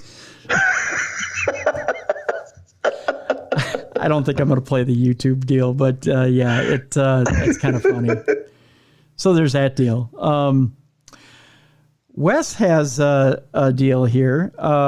Says there's a science explainer type on YouTube named Kyle Hill, and this was part of what I was talking about. He recently posted a video covering a misconception with ChatGPT and similar systems, and this was the thing I was talking about with the huge problem with ChatGPT. I think we'll save it for next week. Okay. And we'll talk about it on next week's Parashare. So Wes, we'll deal with your deal next week. Mark writes in, says, "Hey there, BCB and TCT. True Crime Tuesday?" The Cruiser Tim. I guess, the Cruiser Tim. My plan was to space out my Parashare stories and not send them all to you in back-to-back weeks, but let's just say you twisted my arm, and we all know what happens after an arm bar from the Cruiser, a top rope double axe handle from the Bruiser. There you go. So in effort to avoid that unpleasantness, I decided to send in a couple more this week. After all, I have plenty, ranging from strange happenings to UAP to those of a seemingly more spiritual nature. The only area I'm really lacking in stories is cryptids. Well, you got to get out in the woods more. Yeah. Go get those cryptids. That's right. Which is a little surprising considering I live in a gateway to the great wooded tundra of northern Minnesota. Well, there's plenty there. You got Bigfoot, you got bobcats, you got guys out there drinking in the woods. You can find plenty of stuff out there. These two stories, however, didn't occur in the Great White North, but rather about 1,200 miles to the south. These are a couple of my creepier stories. Hope you enjoy. It just says Sweet Home, Alabama. Oh, okay. Yeah. Says the girl I'm currently living with lived until she was almost 13 in the small town of Cullman, Alabama.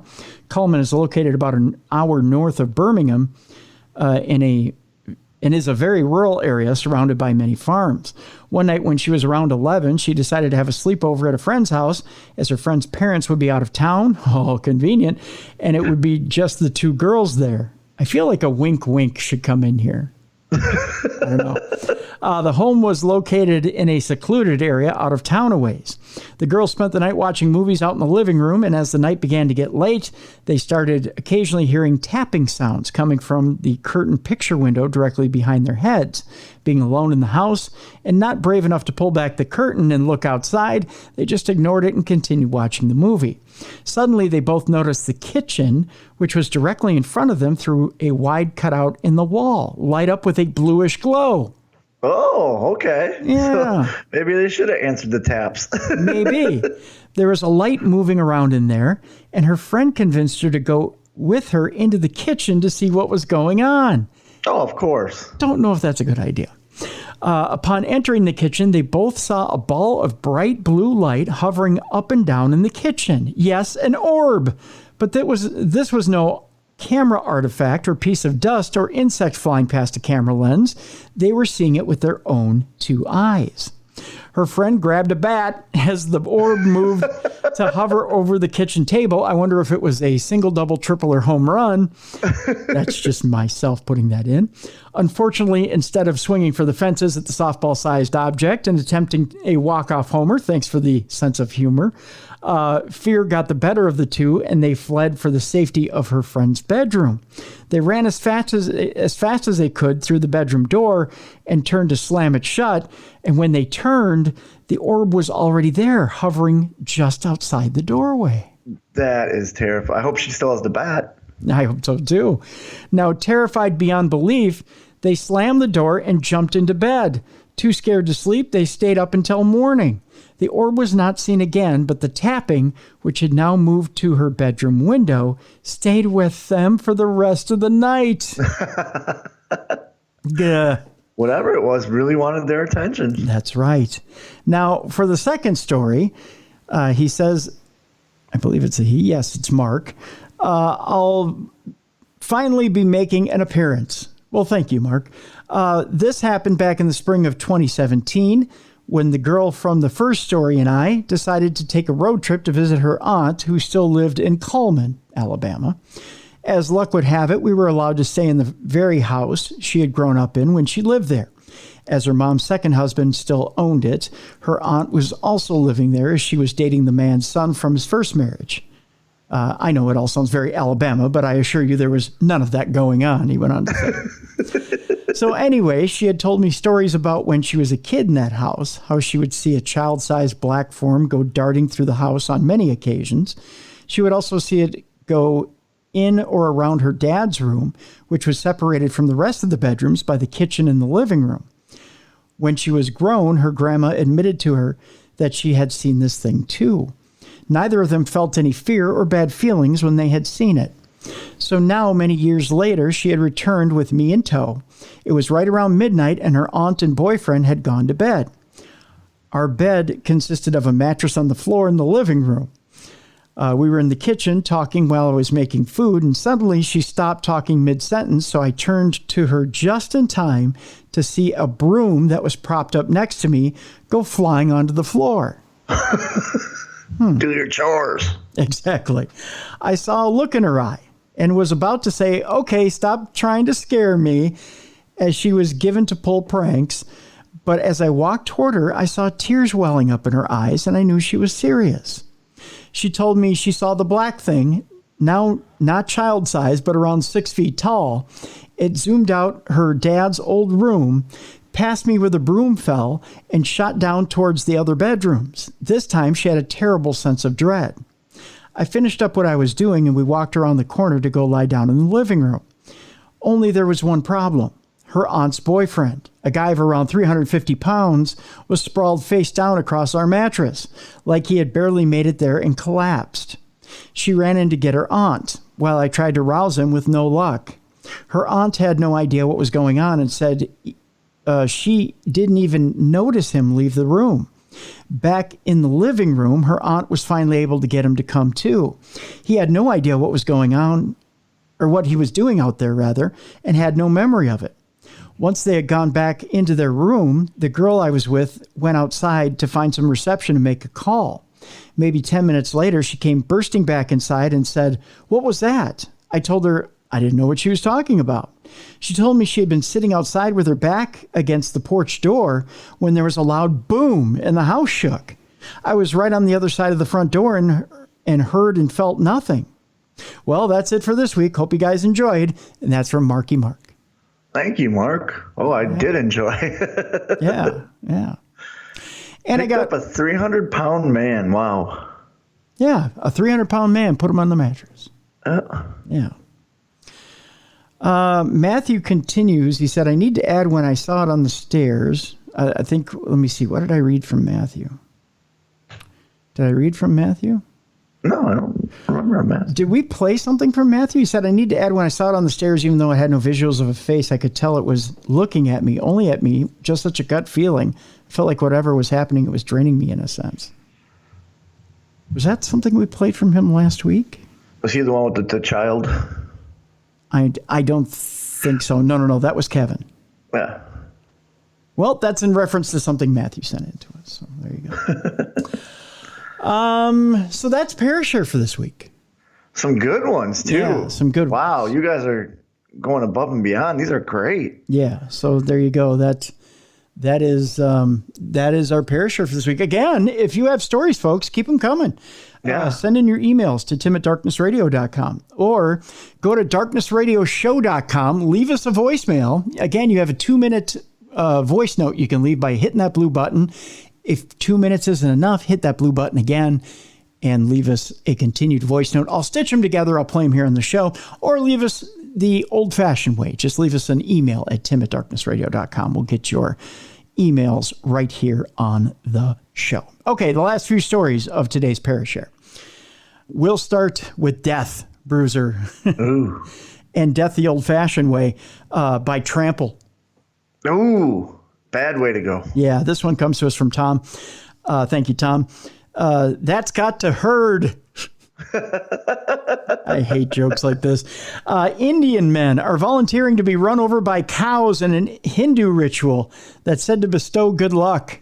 Well, yeah, their cows are sacred over there. That's why they're all pretty much vegan. They are. We're going to Ujjain, India, where men are taking to the streets to be trampled. Groups of men in India have voluntarily agreed to be trampled by a herd of cows in a bid to secure future prosperity for themselves and their villages. That is a horrible way to go. Yeah, it is. Video footage captures the hopefuls as they lay down in the streets and face a pummeling from a stream of cattle as they pass over their backs. Oh, ouch. I can show you this here, Bruiser. The ritual is to mark Ekadashi, which is an auspicious day after the Hindu festival of Diwali. You remember, did you ever watch The Office? They celebrate Diwali. I love it. Do you remember that episode? Okay. Yep. Each year, men travel to, I believe it is Ujjain in Madhya Pradesh, central India, to celebrate the century-old ritual, which is said to represent atonement. Though many participants are seriously injured by the ritual, it is thought that their luck will grow as their ailments heal. The video shows people gathered in the street to watch the event as the men lie face down in the street. Hundreds of cows are then released and rush ahead over the men. The cows are decorated with colors, garlands, and henna as part of the celebration. Cows are considered the most sacred animal in Hinduism, and by undergoing the pain, the men are said to be offering a sacrifice to the animals. Ekadashi refers to the 11th lunar day of the 2 lunar phases of the Hindu calendar month. The timing of each monthly Ekadashi is according to the position of the moon, but this month's celebration is particularly significant as it falls after the Hindu festival of light, which is Diwali. The spiritual event is also often observed by fasting. So here is, Bruiser, I'm going to show you the video here of the start of that trampling. Oh, geez. Yeah. Doesn't look like fun, does it? No. But I'm just going to enjoy my burgers. Oh, jeez. By the way, I did have an excellent burger from HelloFresh last night. I did too. Did you? Was it the mushroom burger? Yeah. Oh, yeah. Oh, yeah. Yeah. Yeah, I had that last night from HelloFresh. By the way, folks, again, just a small little plug. And these small little plugs do help out the show. So if you go to HelloFresh/Darkness50, you're going to get 50% off your order, and you'll get your first box shipped free. Again, that's HelloFresh/Darkness50. Use the code Darkness50 at checkout and select your meals. So, yeah. It's worth it. It is. Just for that cheesy meatloaf alone. Oh, yeah. Oh, gosh. And their seasoned potatoes are so good. They are. They really are. So I had that with my burger last night. That's right. That's right. So, again, I know we're talking about meat and getting trampled by cows, but it's more than worth it. Okay, Bruiser, we go from delicious, delicious burgers and delicious food to something not so delicious. Okay. We always talk about creepy places and things that you wouldn't want to get stuck in. Yeah. Now, I'd love to get stuck with a delicious burger from HelloFresh.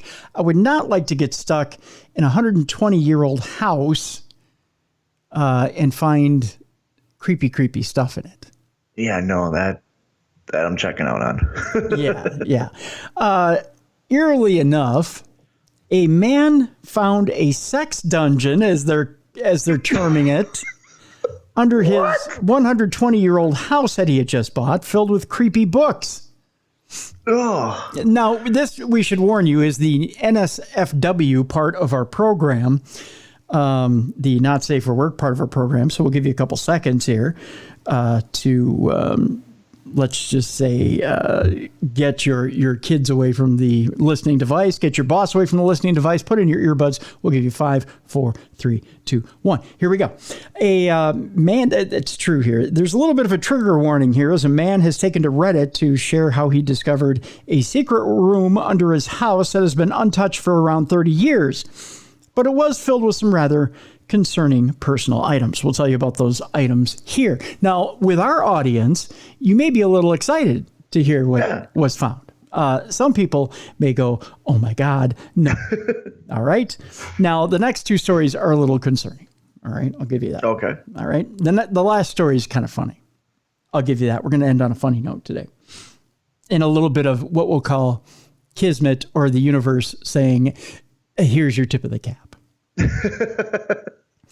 A man has uncovered a sex dungeon underneath his 1900s home after living in the property for 2 years. I'm sorry, I thought it was recently bought. It was after 2 years of living there. Still 2 years and not knowing you have a sex dungeon. That's kind of freaky. It is. It is. And how you just find a room after 2 years of being there, you're not getting around the house very often.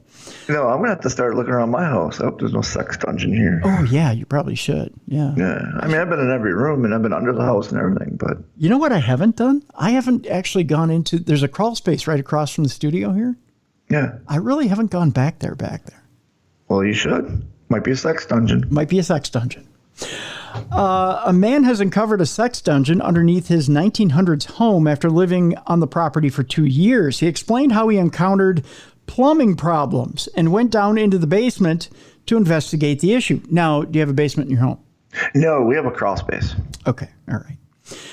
But when rummaging around down there, so to speak, he decided to take a look inside a crawl space vent. Oh, this is where it gets good. Is there a vent in your crawl space? Oh, yeah, there's vents. Okay. For the very first time. In a resurfaced Reddit post, he said, "This has been my family's home for over 2 years. We own this home." You own your home. So has your wife got the sex dungeon? Like, what's going on here, huh? Well, here's where it gets creepy, Bruiser. Okay. Our paperwork and home inspection shows no mention for this extra basement in square foot or in the details of the home. My house has always had a small 10 by 10 basement that houses my hot water heater and furnace. All right. Furnace. It's very leaky and old. Not the wife, but the furnace. Well, she is too. Yeah. Original to the house of 1900 or before. My house has been added on twice. Under the second edition in the 1950s or 60s, they made another 28 by 10 basement, complete with ductwork, outlets, light fixtures. Some of that may have been added in the next years. But there's also a basement that has been sealed in secret, no evidence that ever existed. All right. Oops. Yep. Inspector kind of missed that one. Yep. We have never thought of anything of our 4x10 storage closet, which turns out to be a stairway leading to the secret basement. It's complete with a solid permanent floor. That's, yeah. I found the basement when I busted out some crawl space vents to investigate some plumbing. When I looked inside, I found a concrete floor 8 foot below. Ooh. Right? He entered the secret room and came across a newspaper dated 1987. A few broken chairs, a bed frame, and some other concerning personal items. He says, I found a notepad. It looks like food, chemistry, some other creepy sex education stuff about rape and incest. Oh, okay. Yeah, you might want to turn that over to the police. I also looked behind the wall. There was a small dirty blanket and a plastic line buried in the dirt. I couldn't get it out, but it seems to be nothing. Yeah, I don't know about that. There's more. There's detailed pictures of most of the writing. One says, R gang weapon, the letter R, gang weapon. Something, then another referring to this hole as a palace. Okay. He believes the previous owners, made up 2 parents and 2 children, 1 boy and 1 girl, must have sealed off the basement before selling the house. Since moving into the property, he discovered the tragedy that struck the previous owners while they lived there.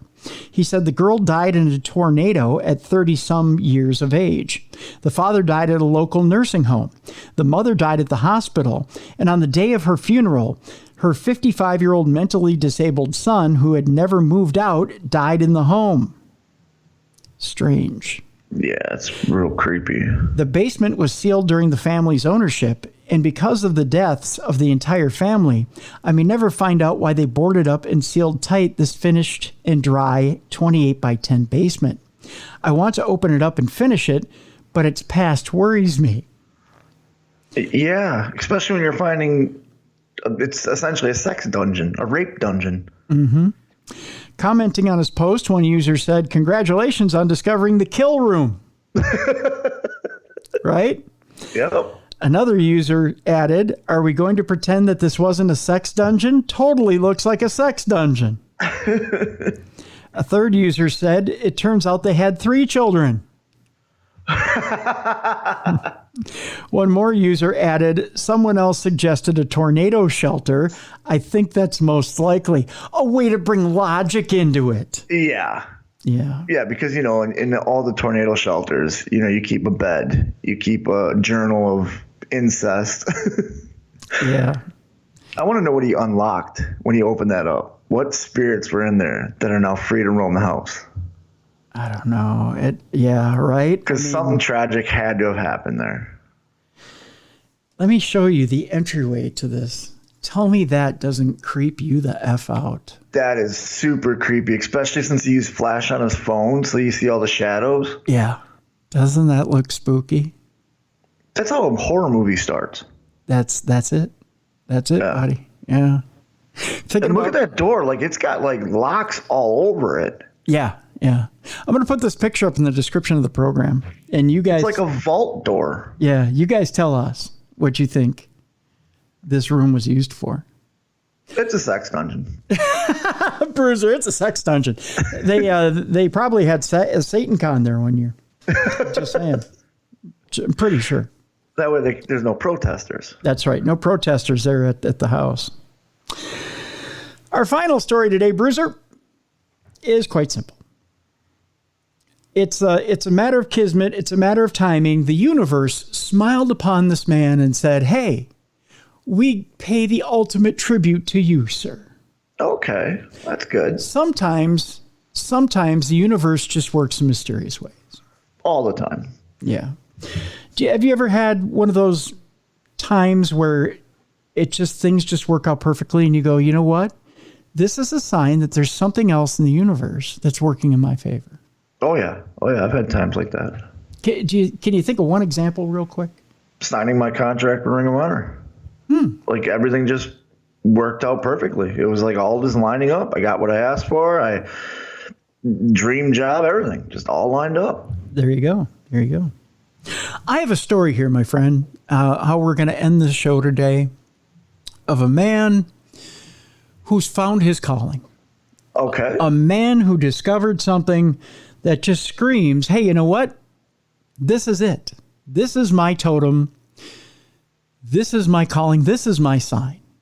So it wasn't the sex dungeon. That's not the story. No. That's not the story. Although he's probably got a place to store this totem. Oh, yeah. Yeah.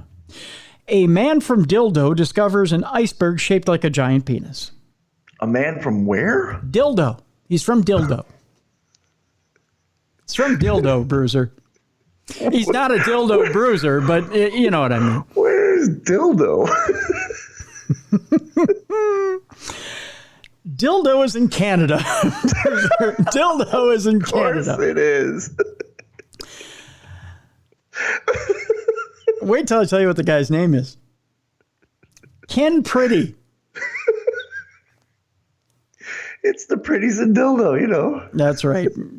With their large ice penis. Pretty is from Dildo. Ken Pretty is a photographer from the Canadian town of Dildo. We're just going to let that... We're going to let that marinate for a minute. You're going to let us sit on the dildo, huh? The pretty dildo, okay. Ken Pretty is a photographer from the Canadian town of Dildo and has gone viral for capturing the hunk of ice that bears an unmistakable resemblance to a giant erect penis. What better place to find it than dildo? Here it is, Bruiser. That's a penis, all right. There's no mistaking that that's a penis. Nope. That's what it is. Yeah, like what's this floating out there too? It is. It's out there in headwaters. Hey, we found Canada's penis. Yeah, it's giant. It's full of ice. It's a dildo. Mm-hmm. There was no chilling shrinkage for this formidable phallus, which measures an impressive 30 feet. Oh my. I just love that it's found in dildo. It looks like a dildo. It also, by the way, Bruiser, I don't know if you saw the front or not, features a gigantic pair of gonads. Oh, yeah, I saw those too. That's the... Yeah. And they look pretty soft. You know, they must use Manscaped. By the way, Dadville is the code if you go to Manscaped. See, it's a perfect lead-in, segue. Save 20% right now with the code Dadville at manscaped.com. Yep. Mr. Pretty in Dildo, Canada. He found the 30-foot penis that uses the Manscaped. It does also feature a pair of gargantuan gonads. Gargantuan gonads. Juggle those around. Please hold your laughter till the end while I read this sentence. I'm trying. Pretty noticed the Bonerberg as he flew his drone off the coast of Newfoundland in an area known appropriately as Conception Bay. Bonerberg. Bonerberg. I'm crying.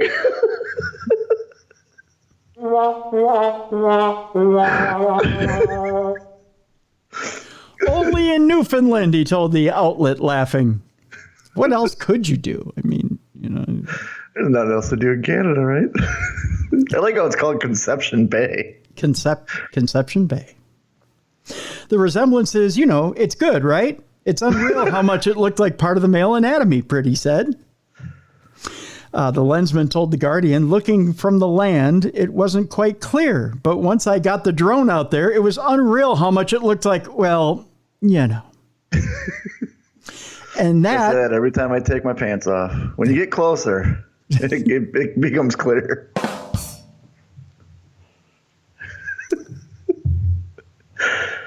Now, this is a dick pic I can get behind. Well, you don't want to get too much behind it or you got 30 foot of ice. That's true. Yeah.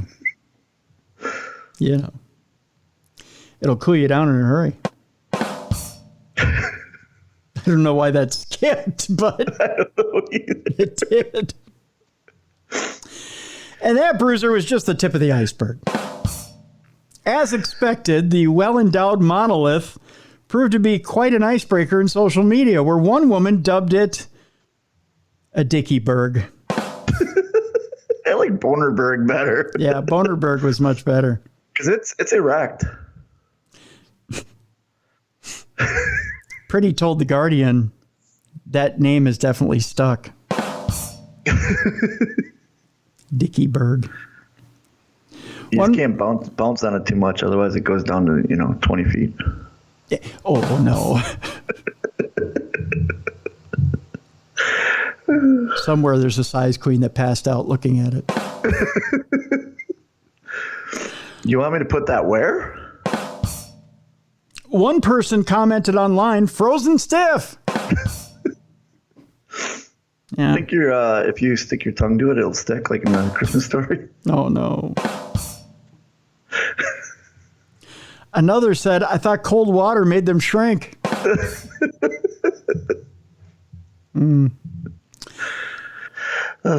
Unfortunately, Bruiser, the big dick didn't last long. It melted. Yeah, it collapsed a day after Pretty snapped the image that made waves across the globe. That's what happens when you're a little camera shy. So it was a quick finish, huh? At least it cuddles. In the spring, icebergs float from the north into Newfoundland in Labrador waters.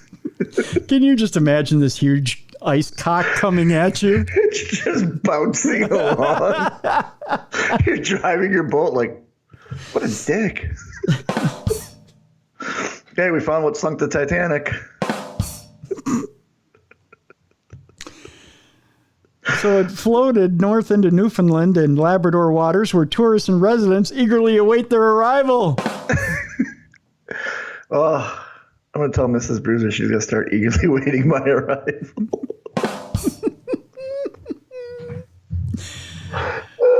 Oh, my God. Well, it would sound kind of like this. Here comes the octopus man, baby. Hey, you should have had that song playing in the background. Oh, yeah. We got some. That's what I sound like. It's kind of what I sound like in the bedroom. Yeah.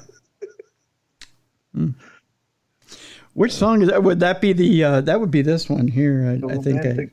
Barry White, I think. Oh, you're talking about the, you're talking about this one.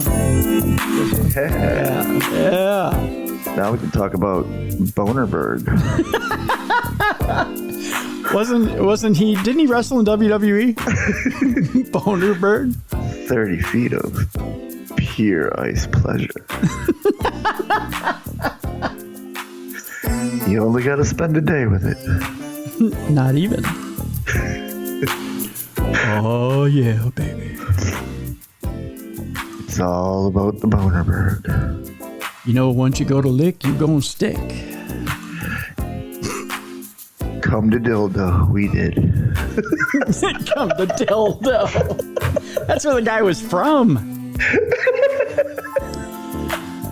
The Newfoundland and Labrador government has also set up an iceberg finder site, by the way, in case you ladies are interested in finding another one, which allows aficionados to upload images and location data about the icy visitors. By the way, your ice dick pics can be found at that website. Hey, Bonerberg's just looking for that right cave to spend his life with. That's right. If you got the cave, he'll be brave, if you know what I mean. 30 feet of, oh, yeah. According to the Canadian Ice Service, more than 200 icebergs have been spotted off the coast of Newfoundland, which still isn't enough for Kim Kardashian.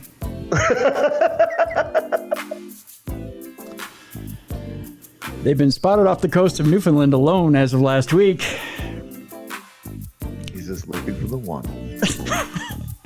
Onshore winds brought in both the pack ice and the bergs. Diane Davis, who was strangely wet at this story, runs a Facebook group for iceberg hunters in the province, told the CBC. If the trend holds up, we should see them from May and June too. Mother Nature only gives us a handful last year, she added, which was slightly disappointing. All right. Yeah.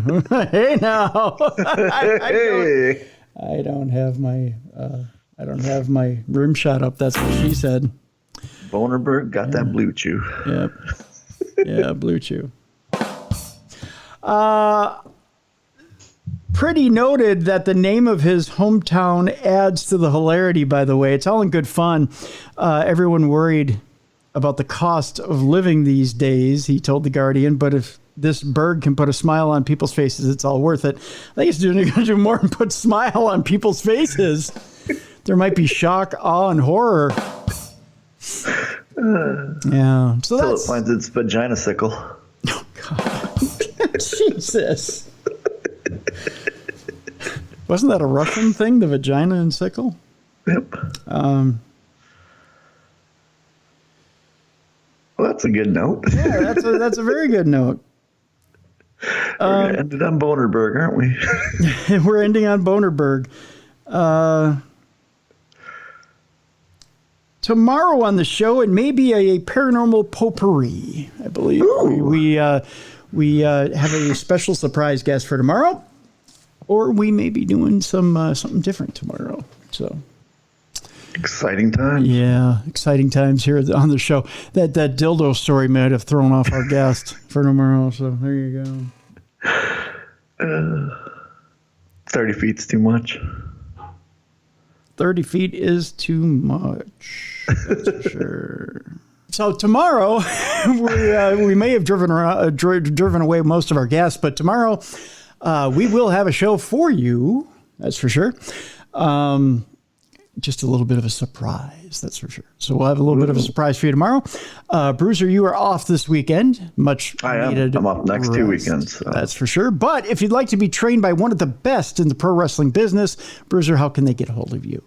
They can find me on social media. Facebook, I'm the Beer City Bruiser. Twitter, BCB Winchester.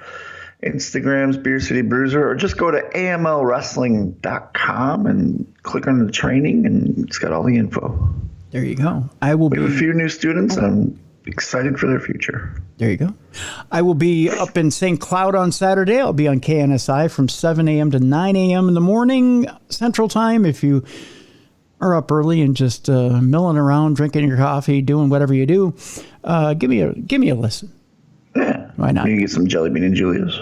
Oh, yeah, I'm going to do that, too. I'm going to go see my friends at Jelly Bean and Julia's, that's for sure. KNSIradio.com on Saturday morning. It's the way you can listen to me on Saturday morning. I'll do lots of weather, lots of sports, weather on the 2s and the 10s. Actually, I think it's like every 10, 15 minutes. And yeah, I'll be doing lots of stuff up there at KNSI Radio. Then I'll go down and see my friends at Jelly Bean and Julia's in Anoka, get some of that delicious barbecue. I'll even go see my friends over there at Granite City Comics, which, by the way, in our shop at you can access Granite City Comics by going to our shop at darknessradioshow.com. And if you use the code DARKNESS, you can get 10% off. If you're a comic book collector. Little known fact, a little known hack, life hack. If you want to get 10% off your online order at Granite City Comics on back issues, go to Granite City Comics. We still have that deal for the $5 issue, I believe, of Walking Dead #1. The dealer, what am I looking for? Variant. The dealer variant cover, yeah. Yeah, variant cover of Walking Dead #1. So go to granitecitycomics.com by going through the shop link. So go to darknessradioshow.com through the dealer link in our shop and use the code DARKNESS. Get 10% off that. It's only $5. That's it. Yeah. And then while you're there, use the code DARKNESS. Get 10% off your entire order. So find some of those back issues you've been looking for on the web store. Get an additional 10% off by using the code DARKNESS. So look at that. Check it out because Mrs. Bruiser has been collecting Booster Gold, so I'll see if they have any. There you go. We're hooking you up everywhere, folks. That's the deal. That's the deal. So also a reminder, again, support our advertisers because they're supporting us. HelloFresh.com/darkness50. Get 50% off your order and get your first box shipped free. That's by using Darkness50 at checkout. Again, HelloFresh.com/darkness50. And Manscaped.com. Use the code DADVILLE at checkout. You'll get 20% off your order. Again, Manscaped.com. Use the code DADVILLE. Again, your tax return is in probably right now. If not, it's coming shortly. Use your tax return. Go to Manscaped.com. Use the code DADVILLE. You've got some great products there. We have the brand new beard trimmer that's out right now. You've got that turbo ear and nose trimmer that we both got, which works wonderfully. Yep. You've got the brand new balms and whatnot for grooming. Lots of stuff. So Manscaped.com and the code DADVILLE for 20% off there. So that'll do it for today's show. Tomorrow, it's a surprise. You gotta love surprises. So tune in tomorrow for the best in paranormal programming. For Beer City Bruiser, I'm Tim Dennis. We'll see you tomorrow right here on the best in paranormal programming. This has been Darkness Radio.